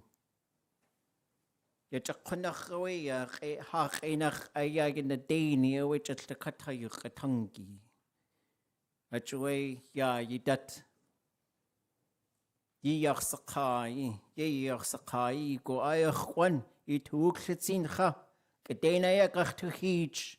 Ya ha yu katangi da ye chituni. Kahakusti. Tlek dihina we achina kawanik. Chukatin. Chuya kaikachwen. Hey de shunaya at. Ade ha yu katangi kahakusti dag eji ne ye. Kayuhan sucht wasagu yisaku. Ya hajane we hashukach. Yan has ausene achentu atiye koa. Acho hechwasaka kwati. Gwashisitin. Ya itaki. Gwashikuni gwashikani. Khidziya ya hasujik hasuyijne ha yukatangidat. Hasuyitidishi. Hasuyitidishi. Uchichtishiitin aya yigachtudlaq. Yewa dat yutachutankia yidat gunchish. There's a phrase which is kawayikt uhicha, so it doesn't drift out into nothing, so that it's not an unanswered thing. That's what we just witnessed here. And as I was listening and thinking about the feelings of this back and forth that we are blessed to have, I thought I would make a statement about what kind of time we are living in. It's a time of deliberate reclamation, a taking back of time and space for our languages. But this doesn't happen just on its own. It takes intention and hard work. It's a difficult thing to go from not speaking a language to speaking a language, but it's absolutely possible. And one of the things that's going to assist with that is the way that we are going to begin working together continuously and in a non-stop fashion. So when you see someone, you'll speak to them in your language, in our language. And when you see someone struggling, if it's getting difficult for them, help them with kindness and love and an intention of just rising this whole thing up. Kingi Stee one time told us, he said, I feel like we're in a boat that's sinking and everyone's just fighting about how to fix the boat. Just fix the boat. And that's where we find ourselves today, as we embrace concepts like lateral kindness, to say good things about each other, to help each other, to move away from these harmful things that we have learned to cut each other down. Viola Burgess used to tell us the story about crabs in a bucket. These two people are getting crabs, and someone, every time they get a crab and put it in a bucket, it just crawls out. And he sees someone with a bucket full of crabs and says, how do you do it? What's your secret? He says, well, I only get the native crabs. So when one tries to get out of the bucket, the others grab them and drag them down. And we got to move away from that mentality. It's been naturalized within us to be envious, to be jealous, to be hurtful. And if we can see that there's something different, I think we'll find a truer identity to who we are as a people. Because when we speak our languages, we have respect. It's like we're just carrying it like a plate of food in front of us. This is the way that we commit to living here today in the memory of all of those who went through the residential school and the boarding school era, who had so much taken away from them.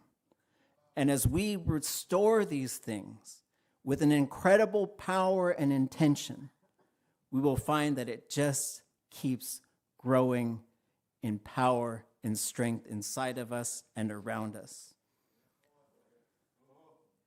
And with that, I just want to acknowledge Jakaytla and Yachtitlakt. Irene Kediente Nelson, or Irene Kediente and Lillian Austin. They were so fun to sit with. I'd go to these language sessions. I love all my uncles, but sometimes it would really take over the conversation. Just talk. You know, I'd say, one of my annual jokes around this time of year is I'd say, for Halloween, I'm going to be the scariest thing I could think of. An Indian man with a microphone. And, you know, I have a few things to say. But, like, I learned so much from all of my uncles. Hade. Jade Khadu. I take it all back.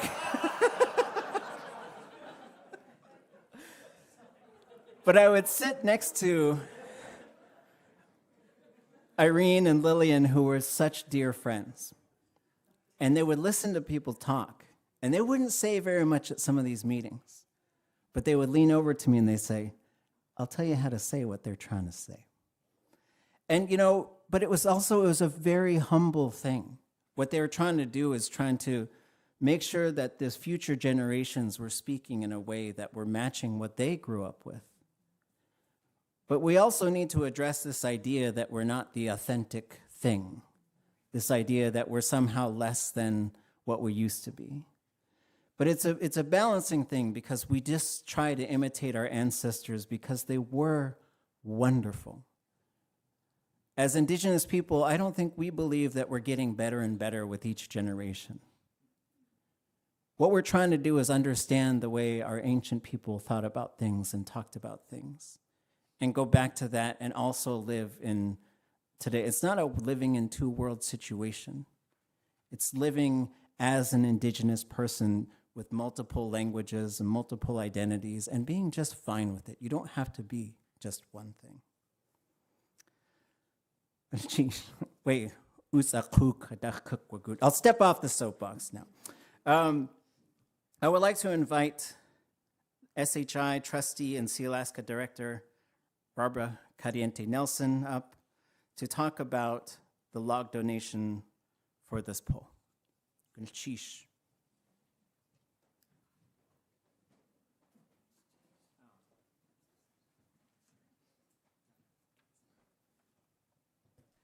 Anyat Kusania, Anyat Kusani, most noble people of this land. It's such a privilege to stand here before you.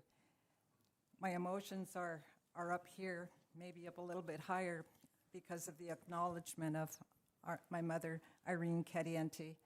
And I think she would have smiled when she heard Kune say Irene Caliente Nelson. To bring them forward at this time is very significant. As many of you know, my mother, Jige Kla, was a survivor of residential school, and she never gave up in her 95 years to make a difference for her children and grandchildren and great-grandchildren who were to follow her. I am here, as stated, as the chairperson of the Shareholder Relations Committee, who approved the log donation for the Sukteeneidí poll, as well as all the other polls that you've seen standing up here at Sukteeneidí. I'm also here as a transition to acknowledge President Emeritus Ed Thomas. But before I do, I wish to share that there must be a little raven bumping around in the house today, because my remarks were to acknowledge the carver, the master carver, Lee Wallace. And then I looked at the agenda and it said otherwise. And so I so appreciate the words that were spoken earlier by the two women who said, be ready, things will change. Whenever you're in the company of Dr. Rosita Worl, excuse me. I want to just take a little bit, because as you see what Kune was sharing, we are holding all four corners of this blanket up. And we're standing here in these times, and we're doing our part. We're holding on. Kune mentioned that sometimes we're critical of ourselves. Most often we are, as we think about our forebears and our ancestors. And we ask them, are we doing what you would wish us to do? Are we fulfilling your vision? And of course, we feel really tiny in that. My thought is this, that it's in that moment when you ask yourself that and you feel tiny, it's because our ancestors are with you. You're feeling that and you're honoring that. You're sensing that. It's not a judgment. It's because they are within us and they are around us and they are holding us up, and we just have to stay the course. In that regard, too, I heard mention of Kingastay, the first president of Sealaska Heritage Foundation, and the planning of celebration and the elders' vision there. As a young woman, I was privileged to be in the company of the elders as they planned the first celebration. I stood in the presence of greatness, and as I look among your faces here, I see another who stood with us, with the elders. He helped to bring them aboard. Many wanted to come but couldn't come because of illness or conflict. They knew that the call was to open this box of knowledge left in their care. I want to acknowledge Paul Marks, who stands in the back here. Thank you for your time and celebration for making it happen. In that time, at a very critical moment, very tense moment about answering the why of this special, unique gathering, there were many hard things shared. Our elders were leaders, and by leadership, they were vulnerable, they were transparent. They said things that were hurtful, hard to hear, because they were the truth. They feared that our children would walk around with books under their arm, rather than know who they are, rather than be connected to our waters, to our lands, to each other. And so they did the hard work of having this conversation to define what celebration is. And in doing so, at a very critical time, I recall Elder Richard King, who said, my wife and I go into the communities, we go into the schools and visit. We ask the children, who are you? What is your clan? Who's your grandma? Who are your parents? And Mr. King said, sometimes you would hear, I don't know. I'm a cat, I'm a dog. I can feel, as I said that, a movement here too. And it was one of heaviness. It was one of hurt. And at that moment, Mr. King also said this, it's time to teach them who they are. It's time that they know who they are. It's time that they no longer walk on their own land as tourists.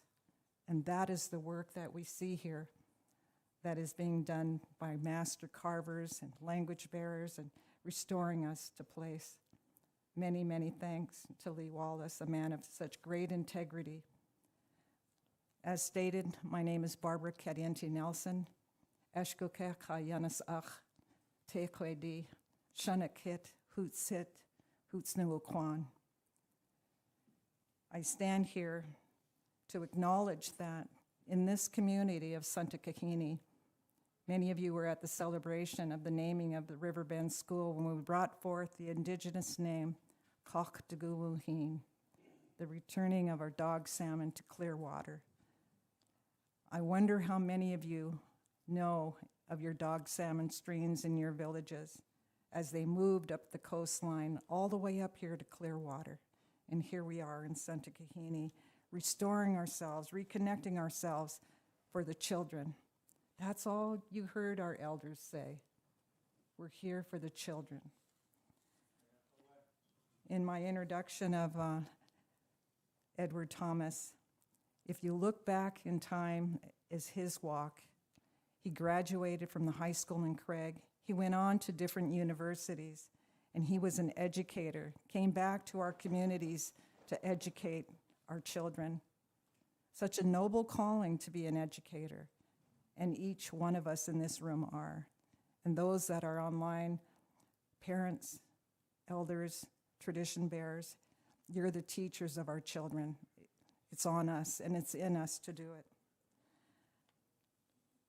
Mr. Thomas served in the capacity as president of Tlingit and Haida, I think close to 27, maybe 30 years, and he continues to serve there as president emeritus on the executive council.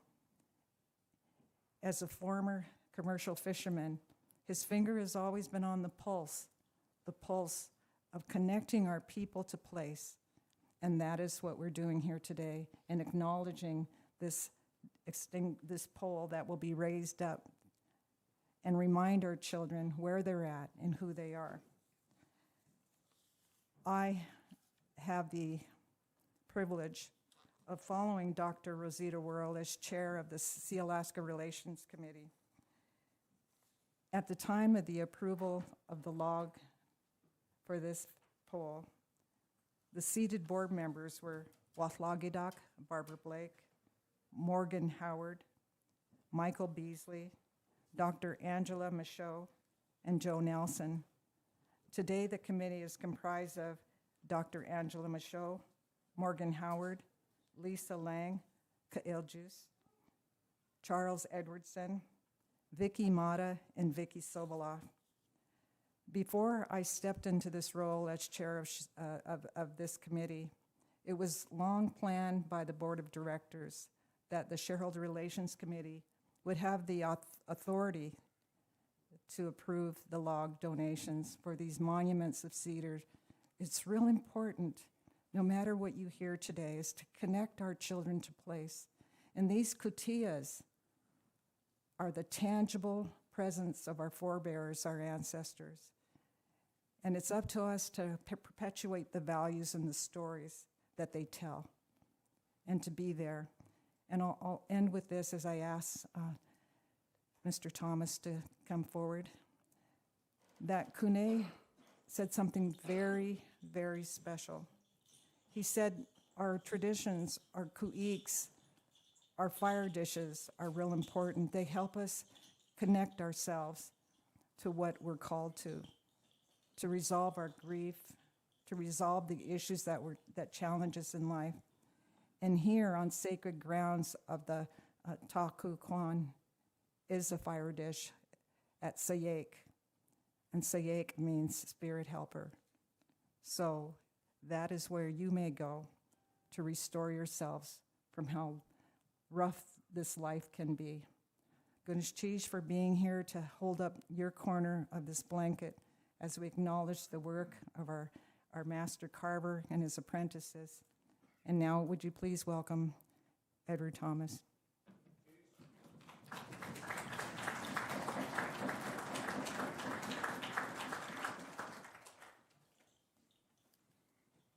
I want to thank you very much, Barbara, for that very generous introduction.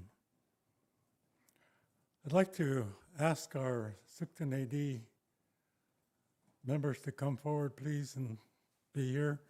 You can't celebrate the Ku'i without the members, so if you please come forward. Ted and Eddie and Patty. Jeff.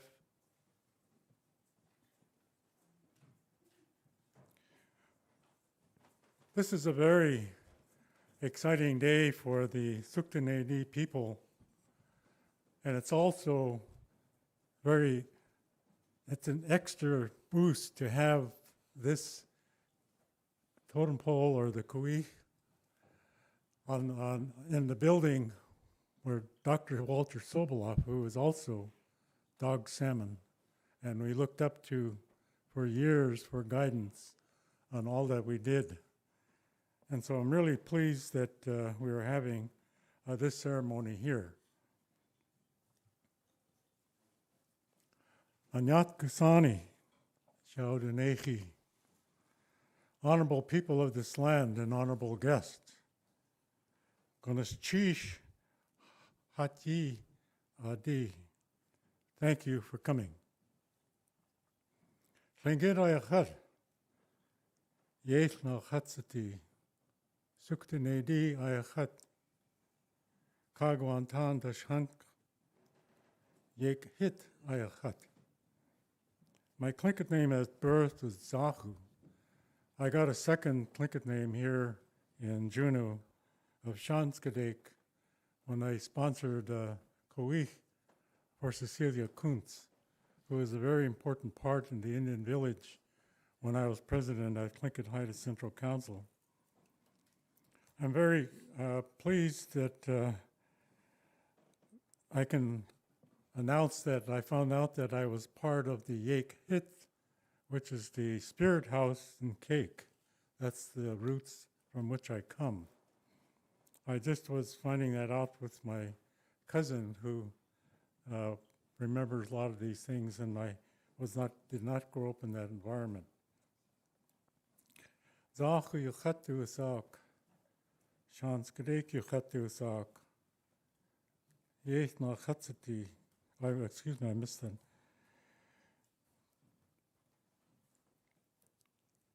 Skilquidance in Haida. I mentioned my name at birth was Zachu, and I was given another name, Shanskadek. I was really honored when I got the name of Skilquidance from Helen Sanderson and Esther Nix. It really was very important because it turns out that my first marriage, my children are also Haida and related to these two ladies. I'm very honored to stand here with our fellow Sukteeneidí clan members, and if there's any other dog salmon members who want to stand with us, you're welcome also. As I stand here, you heard the Kune say that, we look to our ancestors. And I too stand here in looking to my maternal uncles, Charlie Johnson, who was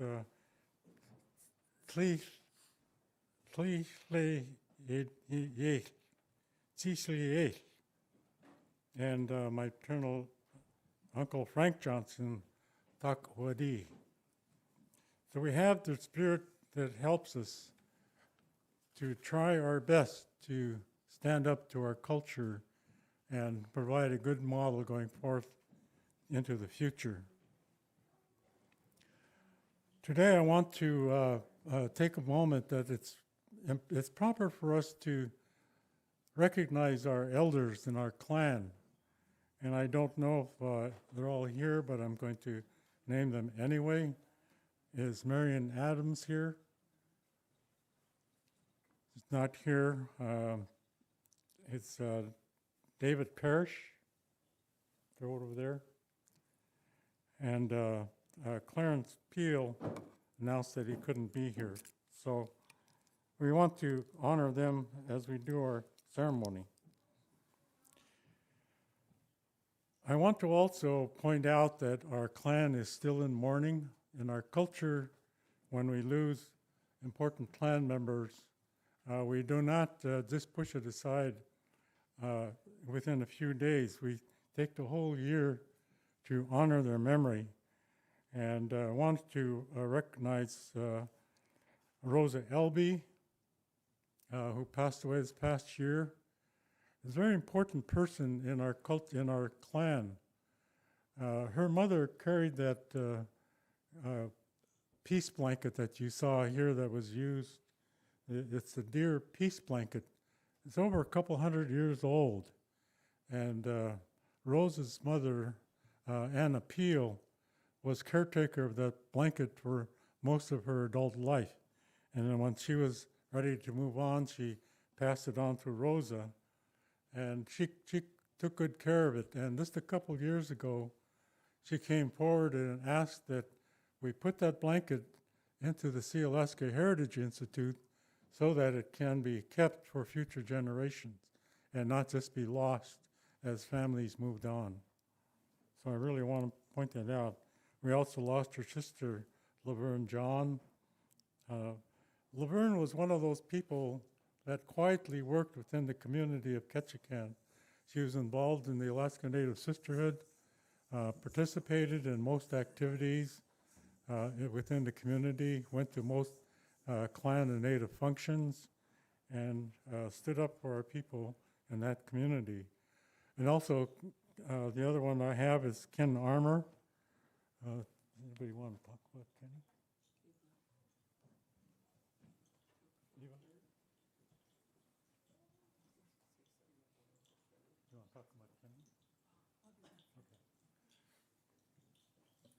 Kenny, I did not know personally, and so I will leave that and we'll talk about it later.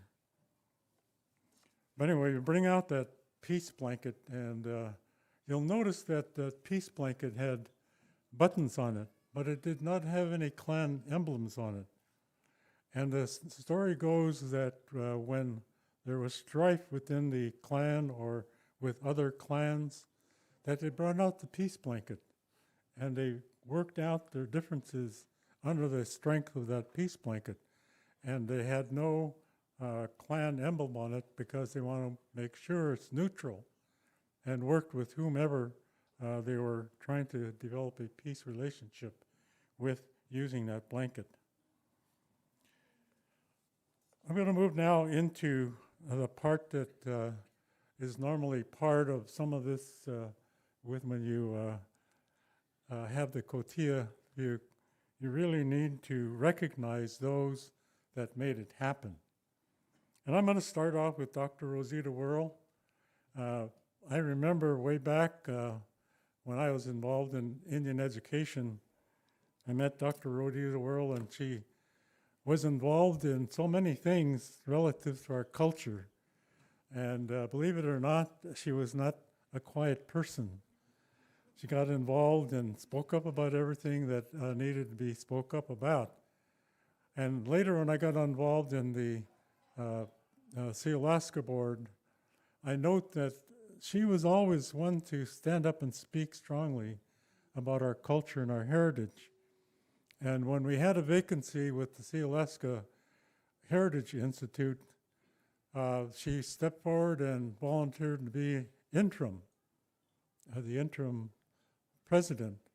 And there was a reluctance by many board members because we didn't want to have a fellow board member serving as the president of the Sealaska Heritage. At that time was the foundation, then went into institute.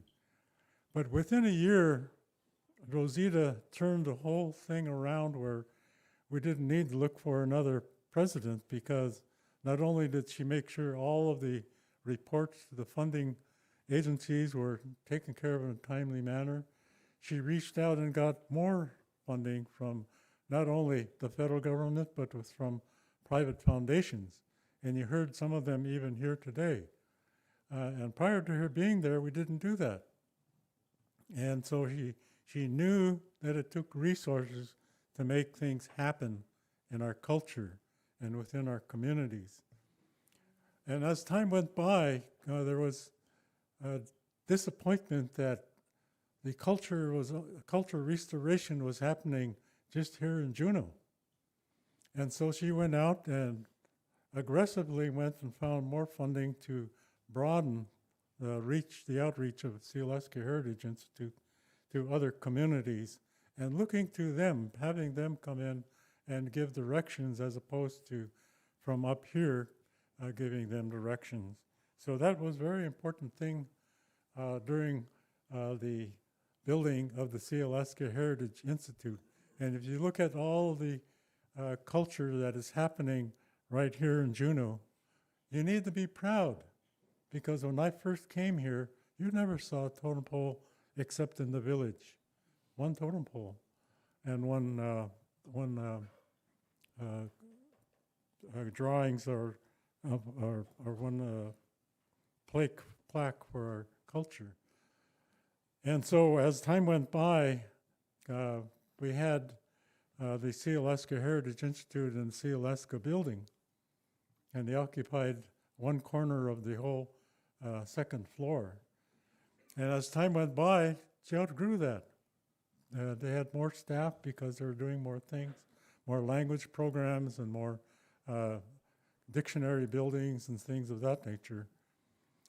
And also, as she got more aggressive, she got this building, funding for it. And yes, Sealaska donated money for it to get started, but most of the money that came from outside entities for building of this building. And I don't want to keep going on and on, but I want to lead into as I look at the walk of the totem pole along the waterfront here, I'm proud to see that all of our clans are being represented. And when they finally come up to our clan being on there, I walked down and looked at it, I was proud. And I want to also thank Lee Wallace for the great job that he and his team did in our pole. Normally when we have a pole dedication, we do it in front of the pole. And I really am pleased that they put this together so that we can be inside the weather and not have to be out there in the wind and the rain today. Also want to thank Hune, for stepping forward and being the Nakani for this event. He brings a lot, not just his knowledge as he is going and teaching us as he went along, but he broadened our the people's understanding of our culture, and he is an Emmy awardee. And I want you to give him a hand. He won an Emmy in his presentation on our culture in Los Angeles, and we need to recognize him for that. Join me in giving him a hand.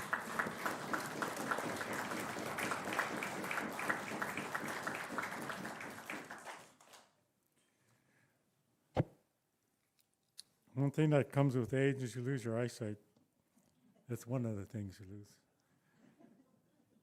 I want to also thank the Southeast Native veterans for posting the colors today.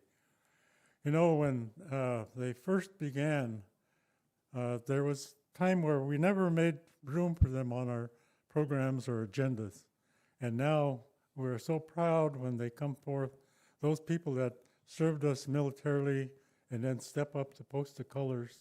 It really means a lot to us as a people because our people served more on a per capita basis than any other given group in this nation, and we got to be proud of that.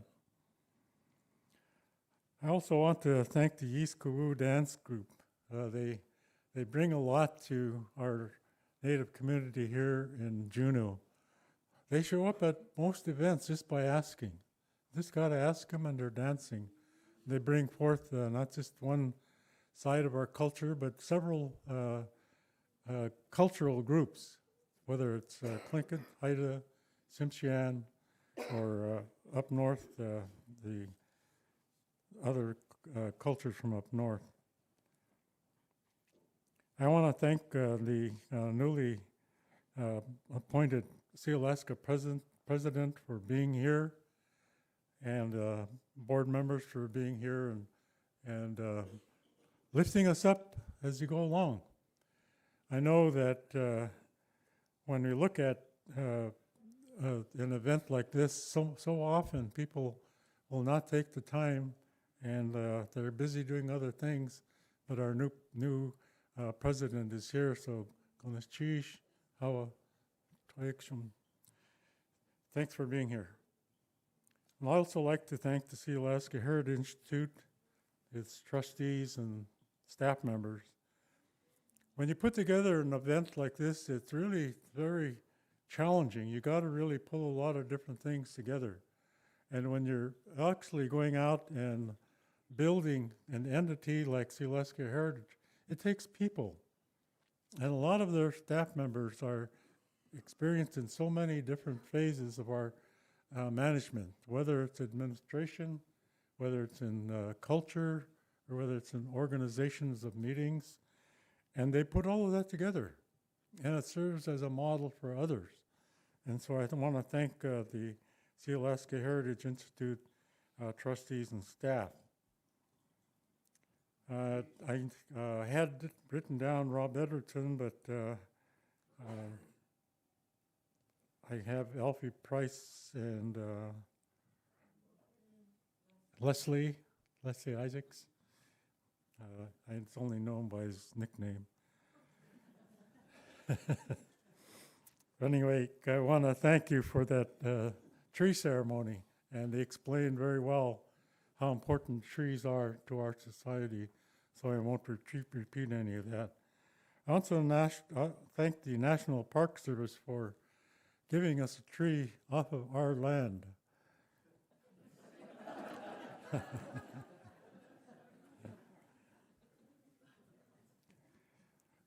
Normally, in a ceremony like this, we would have eagles and ravens talking for themselves. And in the interest of time, we're only thanking the entities, the moieties. In the raven side, we would be the host, so we would not have a lot of speakers till the end. But in this case, we had the spirit dance from the Deshitan, Joe Zuboff. So I want to give a special thanks to Joe Zuboff and the Deshitan people for that dance. It really is important to bring out these kinds of ceremonies. When they came down to Craig, when we had the Sukteeneidí pole raising down there, they came and they brought that. It brings about a good feeling that the spirit of our ancestors is in the room. Spirit of our ancestors is coming with us, and the ceremonies that have lasted hundreds of years are brought out and are brought to share with you as a people. I now like to thank the Eagles for being here. This is a Raven Moiety function, so I'm going to take a little time to thank the Eagles for being here. So I'll start off, Konachish Shunkukedi.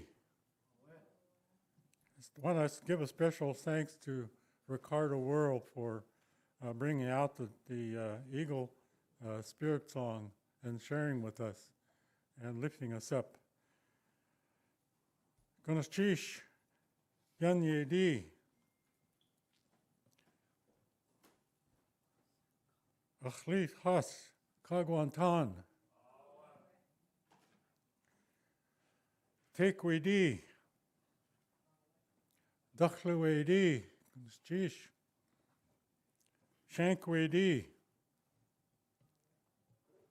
Wushkitan. Sukteeneidí. Chukanshaw. Sukteeneidí. Nanya Ayi.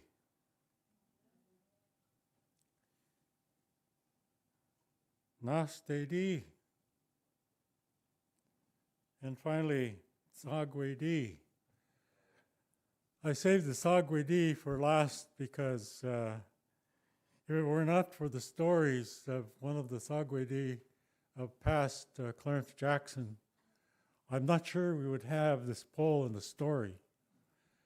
Clarence is one that his grandpa, he's the child of the Sukteeneidí, or grandchild of the Sukteeneidí, and he tells the story to our Sukteeneidí elders of past years about the migration from our home place or ancestral homeland of Tebenkoff, and the leaving of there was a very difficult thing for our people.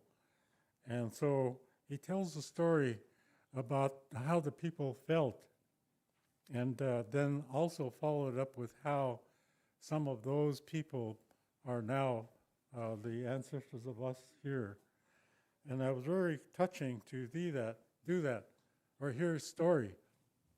Another thing that I did, I was very fortunate to get him to sit down, and I had a videotape done of him giving us Sukteeneidí names that he remembered.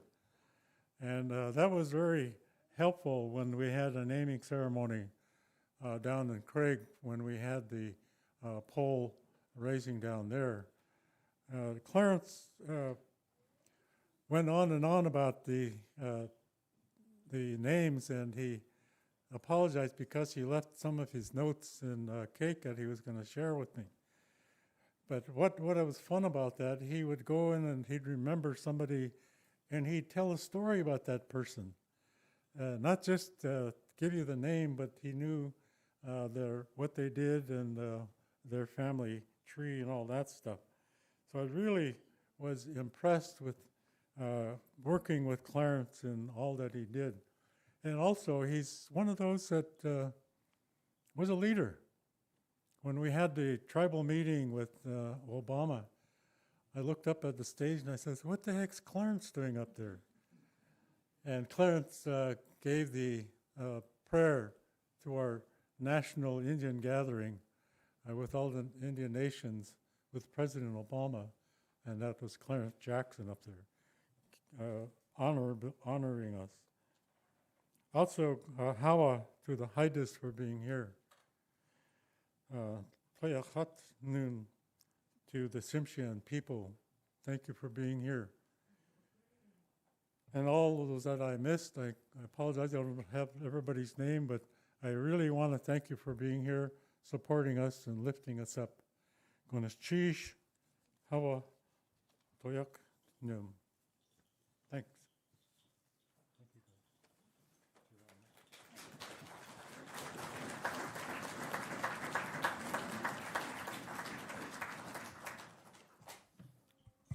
If I could have Ishmael come up, he's my Jinda'at that's going to help me as I do this next part. Skeen, Ayachsai, Iveron, Yekut Duasak, Sukteeneidí, Ayachat, Shunkweidí, Yadi, Kakusiatan, Ka Takwaneidí, Dutchkan, Ayachat, Henyakwandach. My name is Skeen. I'm Sukteeneidí, and my father's people are the Shunkweidí. I'm really grateful that there's some of the Shunkweidí out here in front of us. As I'm getting ready to do some of this next stuff, I think I was asked to do something, but I'm probably not going to listen. I'm going to be calling on Yiktihin and Yantuke and David Hewson of the Nunyai, if they could come up.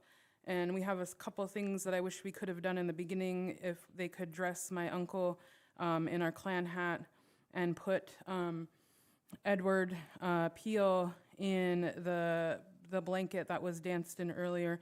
Gunchish.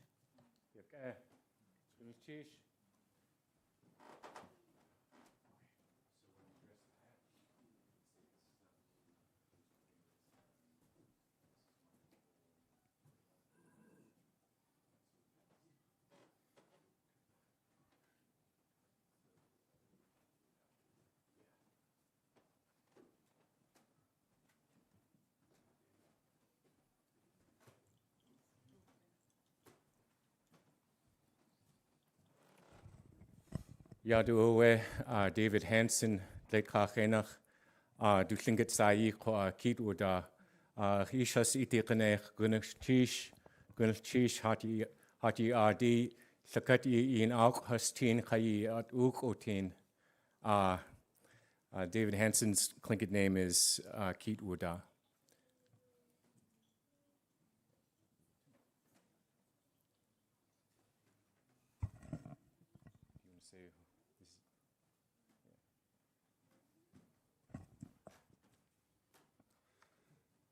This is not me presenting this. This is my uncle presenting this through me. And we are just very pleased and honored to be here to do this. Which uncle do you want to name? Wes. Mr. Wesley. You can say his English name if you don't know his Tlingit. Okay, yeah, and this is for the Uncle Wesley. I don't actually know his Tlingit name, but it is in his honor. So, dress him in the hat. Yeah. I'm not sure about this. I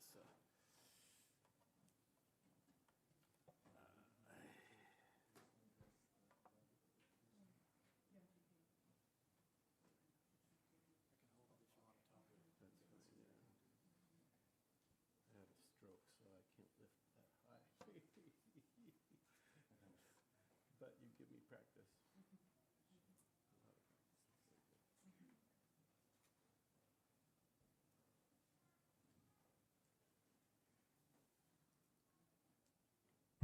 Kaya ye gungenk awek konach dak konig which jin has a shut has dus ako yewe yen dus kage Tlingit yaha go has. It's really wonderful to see my relatives on the Nanyai bringing their katgus mud shark hat and to be dressing our raven relatives. And what our ancestors would say is that their hands are holding the hands of the hats are holding.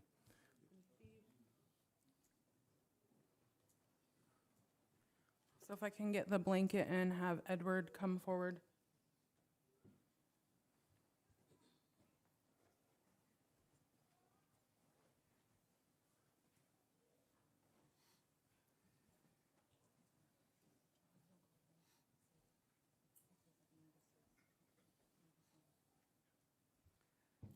This is not me, this is Kutink putting this on you.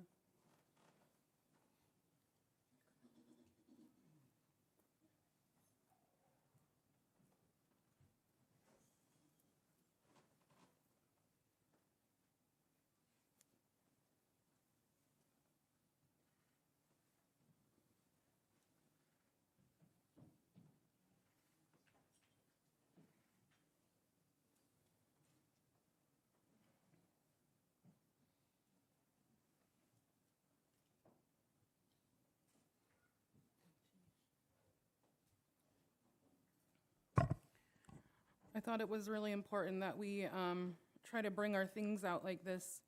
For a long time, I grew up not really knowing a lot about who I was. I knew I was a Tlingit woman, but I didn't know a lot about my clan. And so for me right now is a good time to say Gunaschish to Ed for instilling a lot of this knowledge that he worked really hard to push us forward. And now he has this clan who has taken and run with it as fast as we could because we don't want to lose anything. And we're really grateful to the people who are here, to our opposites that are standing here.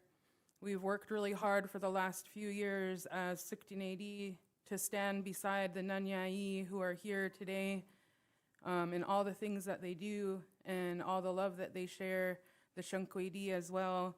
We try to work really hard to stand beside them because they've been there for us to try to help us go forward still. It's real easy for a clan that comes from where I'm from to not go forward. And it took us a lot to get to this point where we have a cry song, we have an outside the house song, we have a shakyat song, we have a love song, we have a loon song, and when we get to sing those things, we don't sing them for ourselves. And all the while we were trying to come up here, I kept telling them, this isn't about us. This isn't about us. We have grandchildren and children and great-grandchildren who are going to be sitting in front of us. And we finally get to show our faces to all of you. And we get to tell you we love you so much. And that is the only reason we exist, is for our children and our great-grandchildren and our grandchildren, our opposites. That is the only reason why we are here. And so I appreciate and love each and every one of you who are our children and our grandchildren and our great-grandchildren, that this wasn't about us. This poll, this story will always talk about who we are, but it's really about you who are here. There's so many people who had passed away that were Sukteeneidí that you are tied to, and I know that you carry them in your heart, and we're so grateful for that. And it was such a good time to stand here and say to the Nanyai Gunaschish, all week long I heard from each one of your clan encouraging us, putting their hand on our back, even if they're from far away. So we really appreciate that, Gunaschish. I think the main reason I was up here was to introduce and talk about the carver. And I'm going to check first.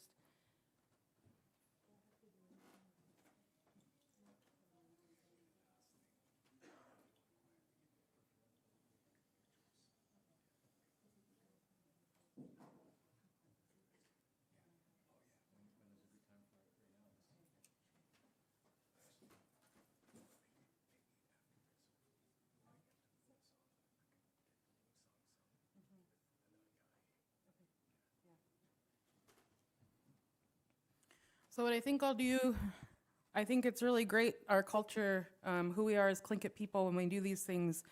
They're real fluid. Pieces of paper with things written on them are really nice, but that's not usually how it's gonna go. I've been to many parties and I think about how they would do things, and we just always are trying to bring balance and do things as rightly as we can. And so I wanted to introduce and bring up the carver and the apprentices. And then after I do that, I'm gonna call on my uncle, Lyle, and we're gonna introduce a song. But as I'm having Lee Wallace come up and his apprentices, I thought it was really great when I didn't really know that this was happening, this poll, until a little bit later, because I'm not really that connected to some people. So I didn't hear about this poll, but Lee had got in touch with me. And so if Lee could come up here, please. And his apprentices, I know that Dave Kita's here, Charles Peel, Elizabeth Peel, Wesley Powlick Jensen, and Michael Milne. And we'll have you stand up here.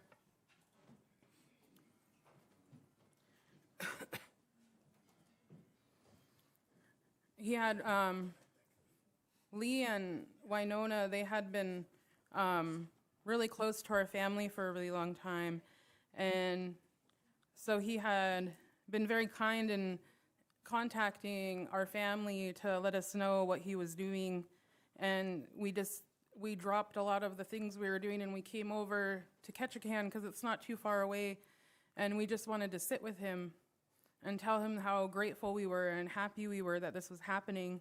We brought him a blanket and we wrapped him in it, and we just talked a lot about good feelings and how we know the task he has at hand. Being a carver's daughter, living in a house my whole life with a carver, and witnessing that carver put up over 25, 28 poles, I know what it means to do that, and what physical and taxing that would be to you, but not only to you, but to your family. And so we talked a lot about just praying for him and hoping that everything that happened would be safe, that he always had good feelings. And we gave him that blanket so when he was working on this pole, he would always be warm and that we would always be thinking of him. And I read the names of all the apprentices, and I start seeing some pictures every once in a while. And I just kind of laughed because every single one of them have really good ties to the community or to our family or to our clan. And it was really nice to read all those names and see the people and the hands that touch this pole. So Ganesh, before I have some gifts for them, I'm going to call my uncle up, Lyle James, to come and speak on a song. We're going to sing a song, and this will be for the carvers and for the grandchildren and the children and the great-grandchildren of the Sukteeneidí as well. So I'm going to have my uncle come. Since it's a loon song, can they say a couple things too? Because maybe that's a good time where they can address you. Do you want him to say it now? Do you want them to Maybe talk David now? can say the thing quick and then address you. And Okay. then say, Okay. I'll explain the song. How's that Okay. sound? Yeah, we're going to call on the Nanyai really quick and have them come and say a few words while my uncle is coming up here.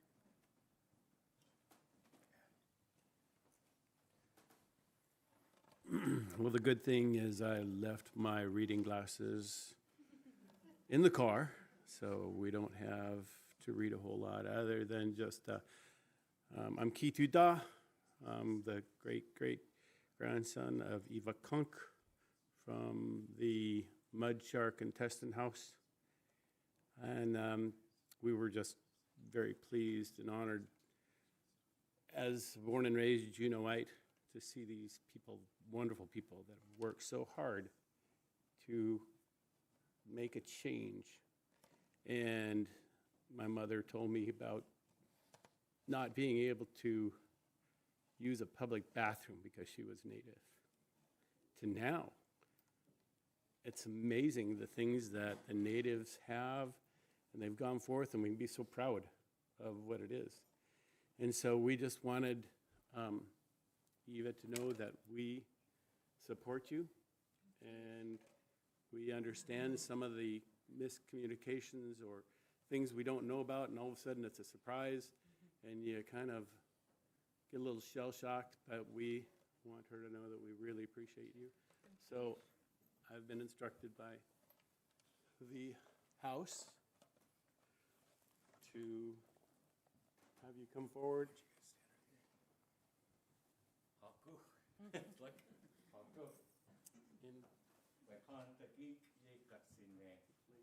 this on your shoulders, just so you know that we are there behind you in all of these things. Thank you. So we thank her so much.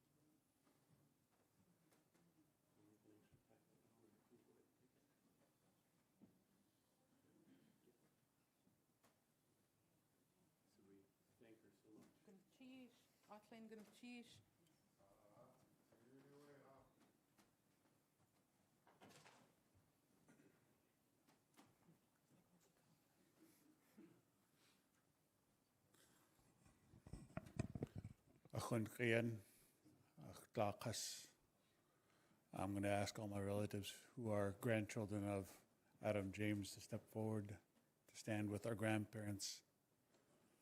Hatia.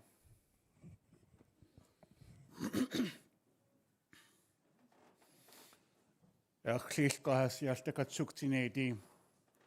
Atlingunil chish. Stukahatati. Yaidat aktatani. Yishkasni kaya. Yat uwu. Ja, ik had toen zagen ik enig is. Kakwantan het team. Sukteeneidí dat gaan naar je gaat. Ja, is als kiksati. Ik eerlijk geen is te gat Johan. Ja, gilkahas. Ja, te gat de shitan. Ik eerlijk geen.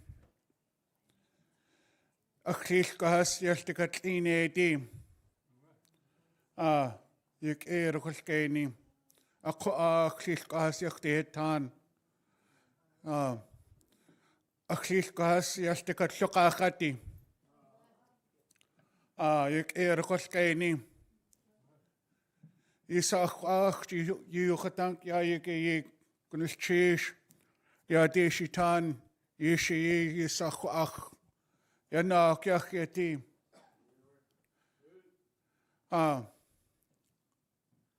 Ja kan yan yastakate kina haida. Jahawa u. Kan yan yastakat Haida and Tsimshian. Oyach sam nu sam. Achilkas achatas achsanihas. Yastakata konedi. Ik Sukteeneidí. Ja, chilk. Aide. Edach. Ja, SHI. Ja, loon song. Yutu wasak. A long time ago, my great-grandfather, who was Sukteeneidí, he lived just outside of Port Camden. He lived close to the water. And out on the water, he could see this loon.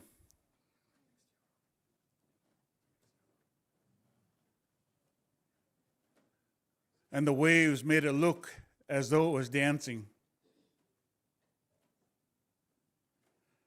So he opened up his window, and he could hear the voice of that loon echo throughout the bay. So he sat there and he watched. And he began to tap on the table.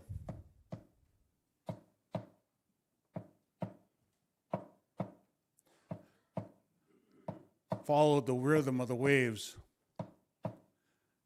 and he began to sing. Hey, I hey, I hey, ah, I hey, I hey.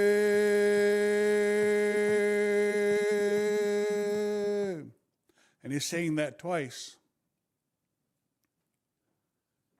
There's a portion of this song where you hear folks call back and forth to each other. That was my grandfather, Aite, and that loon calling back and forth to each other. And this is what they call the loon song. This belongs to the Sukteeneidí people. Tlingit. I'm excited to see this kootéeyaa here in Juneau. Even though my grandfather's people, they stay so far away, it's nice to be able to sit at their feet again, to hear and see our stories. Gunish for allowing me to share this story on your behalf.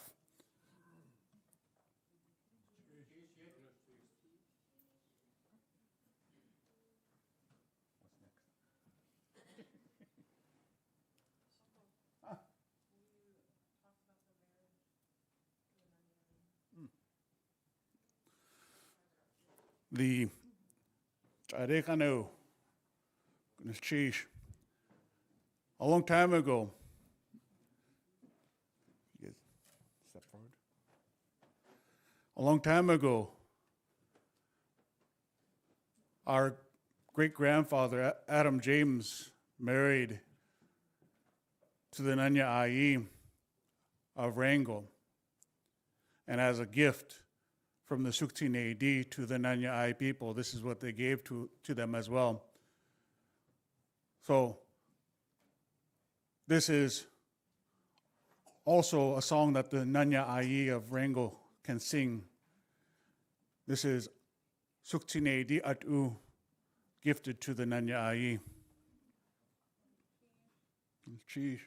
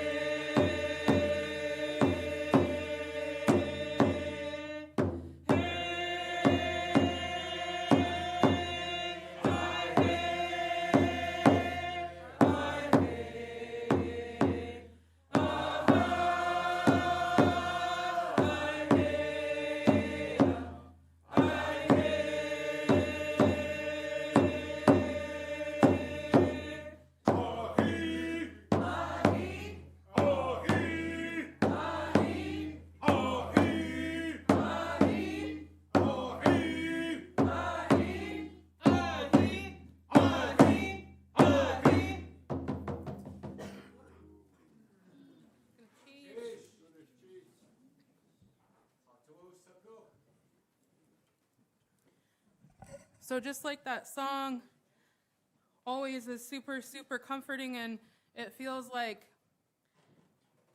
every time for the last few years I've been saying, it just feels like the Nanyai and the Sukteeneidí got remarried because we kind of lost part of this history that we had. And so we start bringing it out again and talking to each other and supporting each other. And so I hope that song is as full, fills you with love the way it does to me, especially to the carvers who are here. So just like that song is like a gift, I want to give a few gifts to the carvers. And so when I knew I was coming up here, I was trying to quickly finish a bag. And so I wanted to gift this to Lee Wallace for all the work he did on this pole. So I'm going to give this to you.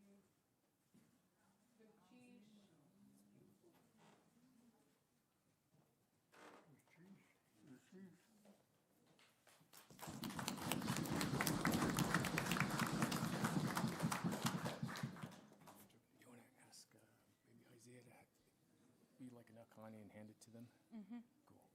Okay. The next thing that I have is a few blankets that I brought, and I want to gift those to the apprentices. So if I could have Gana Wu Tlain grab one of the blankets from the pile, and I'm going to gift that to Charles Peel for all the work he did on this pole alongside of his in-laws. So Gana Chish.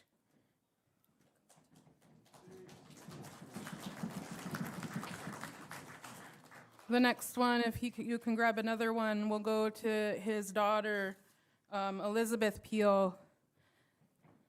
She's right here next to her grandpa. Gonna cheesh for all the work that you did.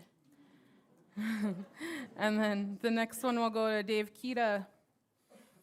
He spent a lot of time with my dad, and he has a lot of ties to Haina. So gonna cheesh for everything you did for our clan, for all of this. It's very beautiful, all the work that you did. Gonna cheesh.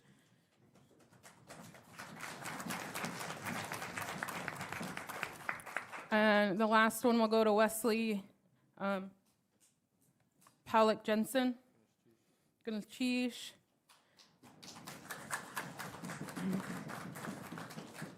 I have one more to give, but it has to be packed home to Michael Milne, and we'll make sure he gets that.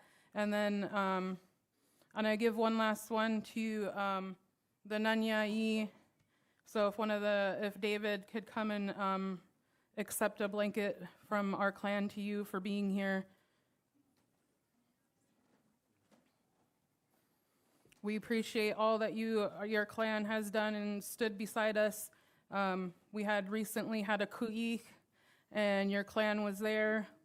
We were able to name our clan leader, my uncle, and we were able to bring out and do a bunch of things because we had some really great opposites to witness our protocols and our business. So Gunas Chish.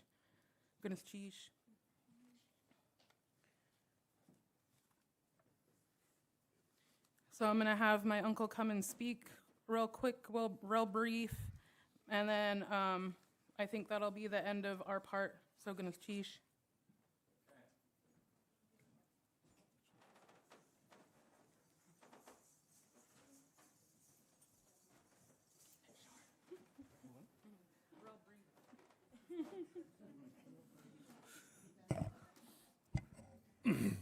After all her talking, and she said, real brief.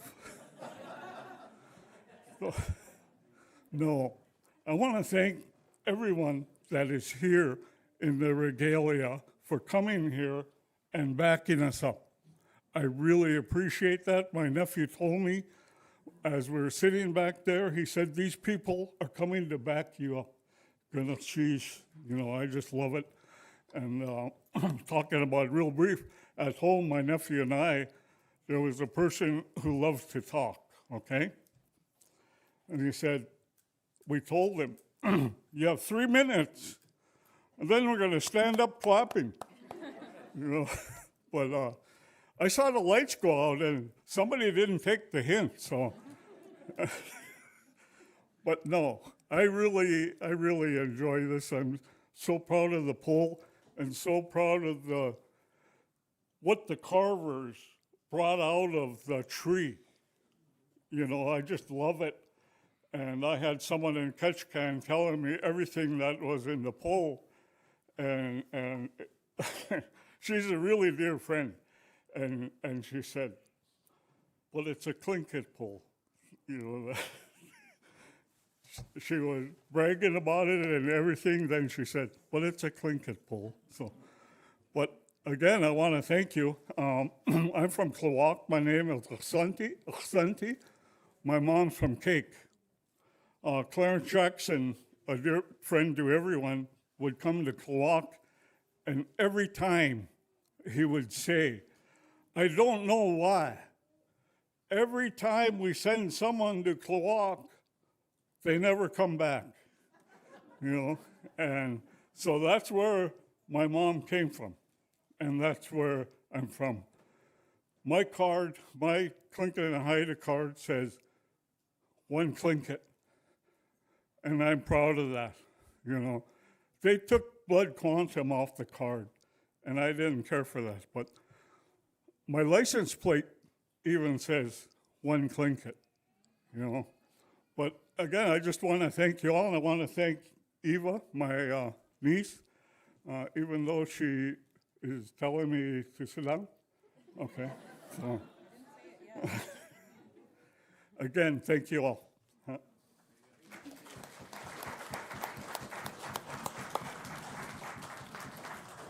Yewe yende shakwatanyata ya yasat kaya kagachtu akhi jagachtu ni ya at kachako koach tuasaku ya hasai akhi a itch a yisku gande hasak kwatlech ya at hatuasaku uchina tutlechi sagutin a ETR Science Building at degachtu art gwatli tuasaku yisatini we ni kwatlaya we kukshantuke wuti akekakwati.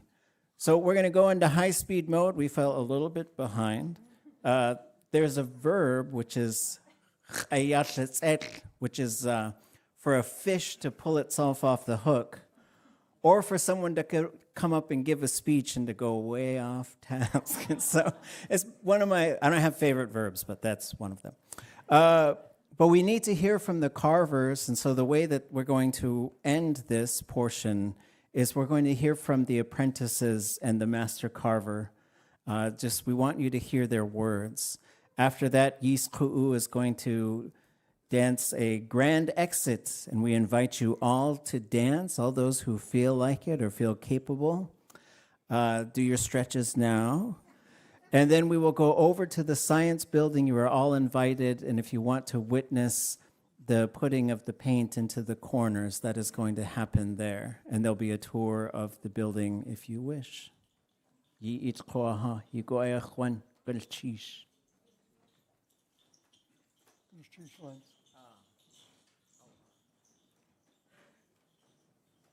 know, when I was thinking of the comments, weeks ago I was really contemplating gratitude.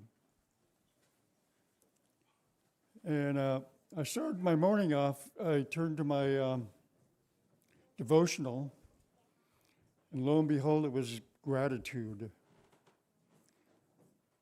You know, earlier today, we were talking about our ancestors and have gratitude for them. For my father's people, there was 4 generations of Haida carvers that came before me. And one of the reasons I accepted the offer to carve one of the kootéeyaas was, one of them was my great-grandfather has a totem pole in the state building. Dwight Wallace. My grandfather, John Wallace, has a totem pole that was outside the City Museum. So now with this particular kootéeyaa pole, there's 3 generations of Wallace totem poles standing here in Juneau.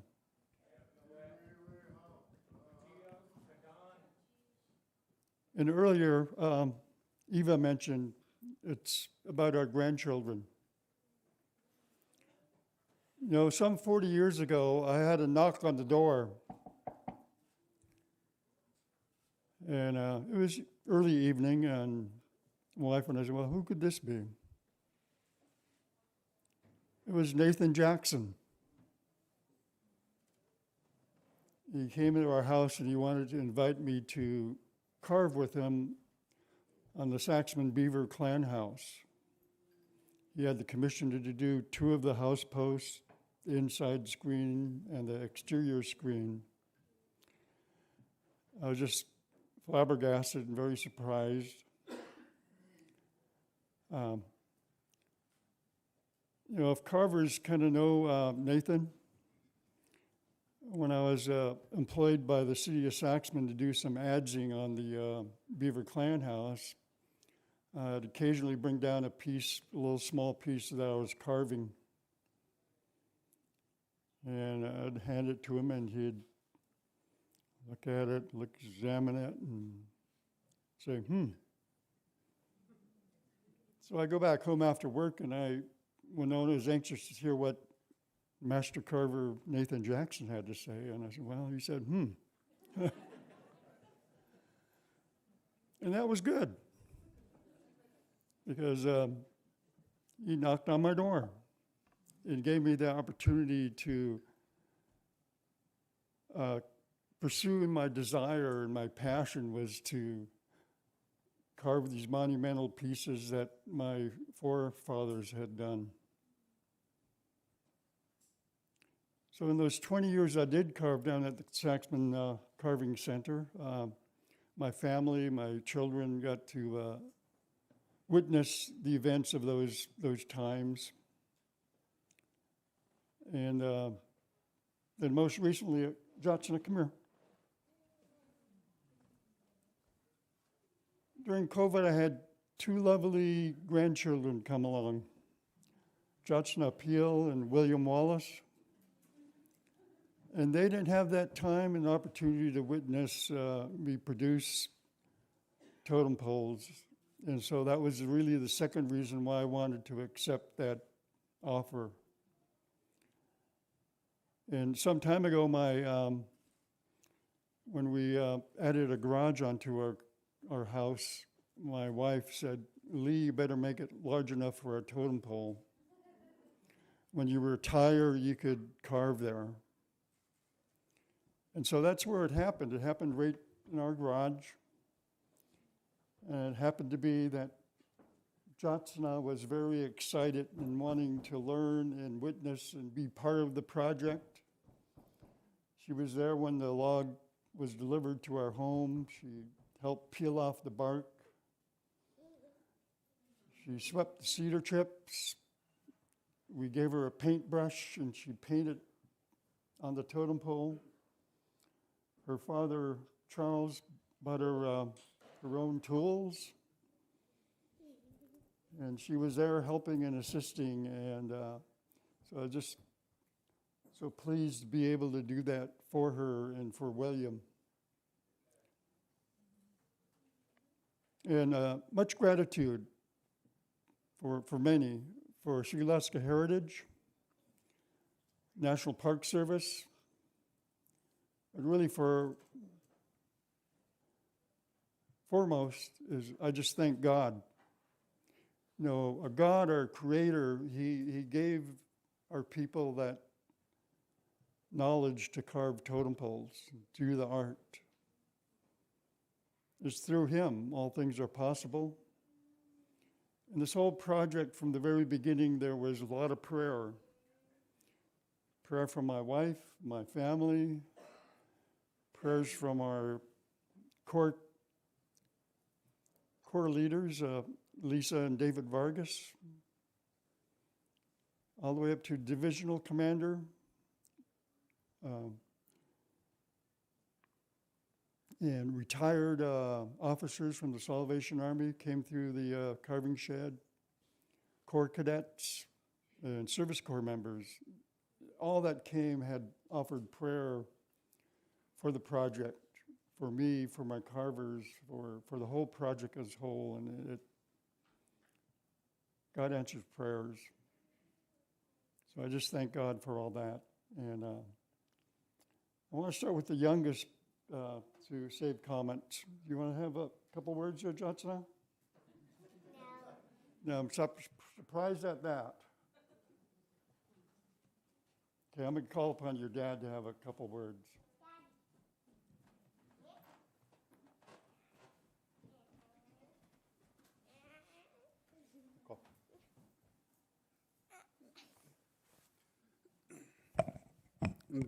This was a great honor to be a part of this project. Listening to everyone speak, I've heard names of individuals that often they've been gone a while and you don't hear their names mentioned. Clarence was my grandfather's adopted brother. Viola Burgess was so instrumental in preserving the art, the language, everything, history, and seeing a project that SHI has undertaken to not just do one or two polls, but to create an entire history and recognition of the clans, very prominent, not hidden, but right there for everyone to see, is a testament to the knowledge bearers who suffered through to make sure that people like me were able to learn, and people like my daughter are going to be able to pick it up and run even faster. You've heard recognition that the language is on the cusp of seeing a resurgence. You're seeing SHI, Tlingit, and Haida are pushing things that for a long time were taboo, and it's great to hear that we're shifting the mentality of it's not taboo, and that we no longer need to look at things as other. Like, this was a very important poll. This was, as an adult, I've only ever carved with Lee. I don't carve with any other carvers. I grew up with Joe and TJ, who have several polls out here. But this was a poll that my father-in-law had asked me to help with, and he was supposed to explain the figures. I guess I'll do it real quick. The bottom figure is the clan leader that was prominent in the story of the clan. The next figure up above the white, the halibut hat, would be the spirit man, the medicine man, if you will, who was there and who foresaw things that were to come and recorded things for the clan to keep and acknowledge. We tried to incorporate as many of the clan's important crests into all of these figures. We have the dog salmon in the grass at the bottom. We've hidden snails in the feet as a part of the moccasins. Also, the tattoos on the spirit man are raven and other hidden figures that are important to the clan. It's not displayed very well, but the bentwood box is actually a bulging box, and this deals with the rich history that this Tlingit clan has. They are very bountiful in the things that they've kept and that they're able to preserve, and it represents not just what they have, but the wealth of knowledge and people that they're bringing forward. We have the raven next, and at the top, we have the current clan leaders. We want to acknowledge that this is representation of a living people, that this isn't just something that's from the past. This is something that's tying history together. We often look at totem poles as things that are coming back from the past, and we wanted to add a piece that represents the present. The staff, we worked to actually incorporate a copper pipe. Copper is very precious to Tlingit, Haida, and Tsimshian people, and we put the dog salmon at the top representing that. I pushed to make it a longer staff because I was going to secretly make it 27 feet, but I was told that we had to keep it under 25. And then we carved matching dog salmon at the hat, and we depicted them a slightly different color to also represent the aging of the clan. So this was a beautiful project for us to be a part of. As my father-in-law said, my daughter was part of the inspiration as to why he took this. She's also part of the inspiration as to why I took it. And for people who are doing things within the culture, sometimes the little ones can be the best teachers.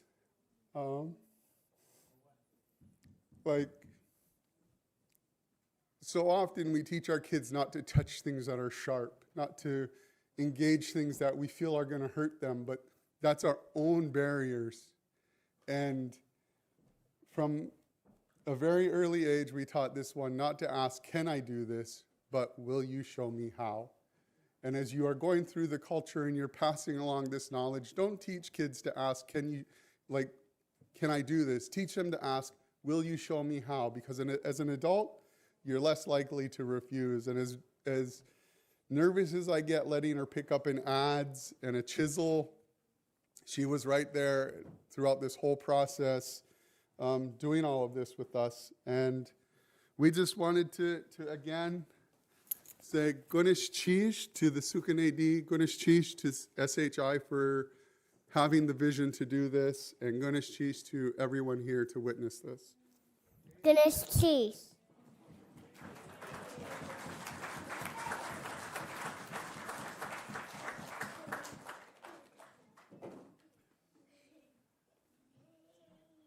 I just want to say it's a great honor to be here with you all. To work with Lee Wallace he's a great teacher, a great carver. I'm grateful to be here with all of you today. And I just want to say Happy Indigenous Day. Gunish Chish.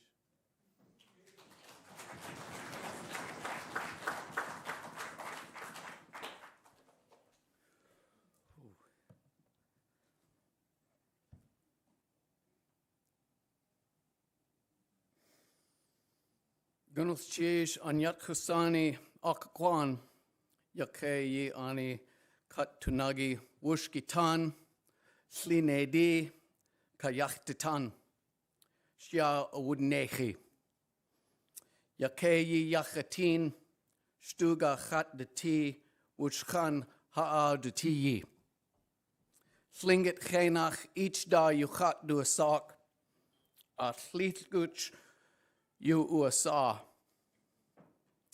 Chakes you do a sock, ach ish, nastedi, kwankdach yati.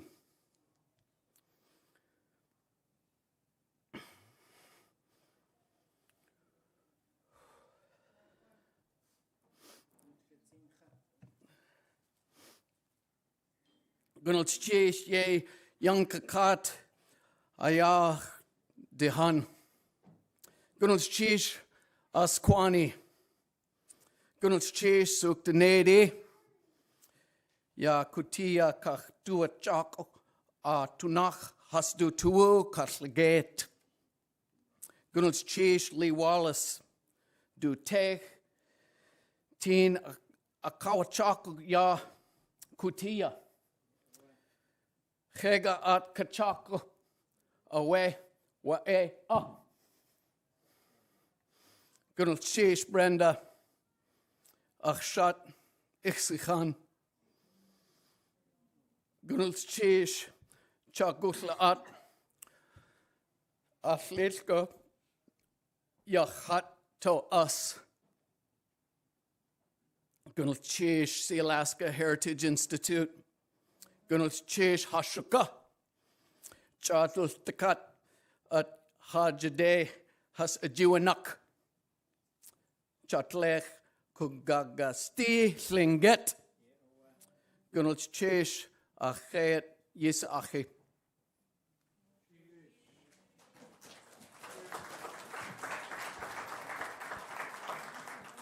Yui and the Shakwatanyata, Yisku Yit Koha, Yat Chaya, Anachtutech, Shukoyach to Asagu. Yech Sakai Gunil Chish Kahani, Hosaku Etlesh, Ushke Shkuna Tunachi a good Akawe, Haisenech, Hashtika Hatiti Konach. This is how we'll end. Yisku is going to dance us outside, and I just want to acknowledge the wonderful Rosita Worl for all the work that you've done. Gonna cheesh. Kahani, Dr. Rosita Worl, was kidnapped as a child and taken to a horrible boarding school. And she survived it, and not only survived it, but she emerged and she healed our people. Gonna cheesh for everything you've done and all that you continue to do.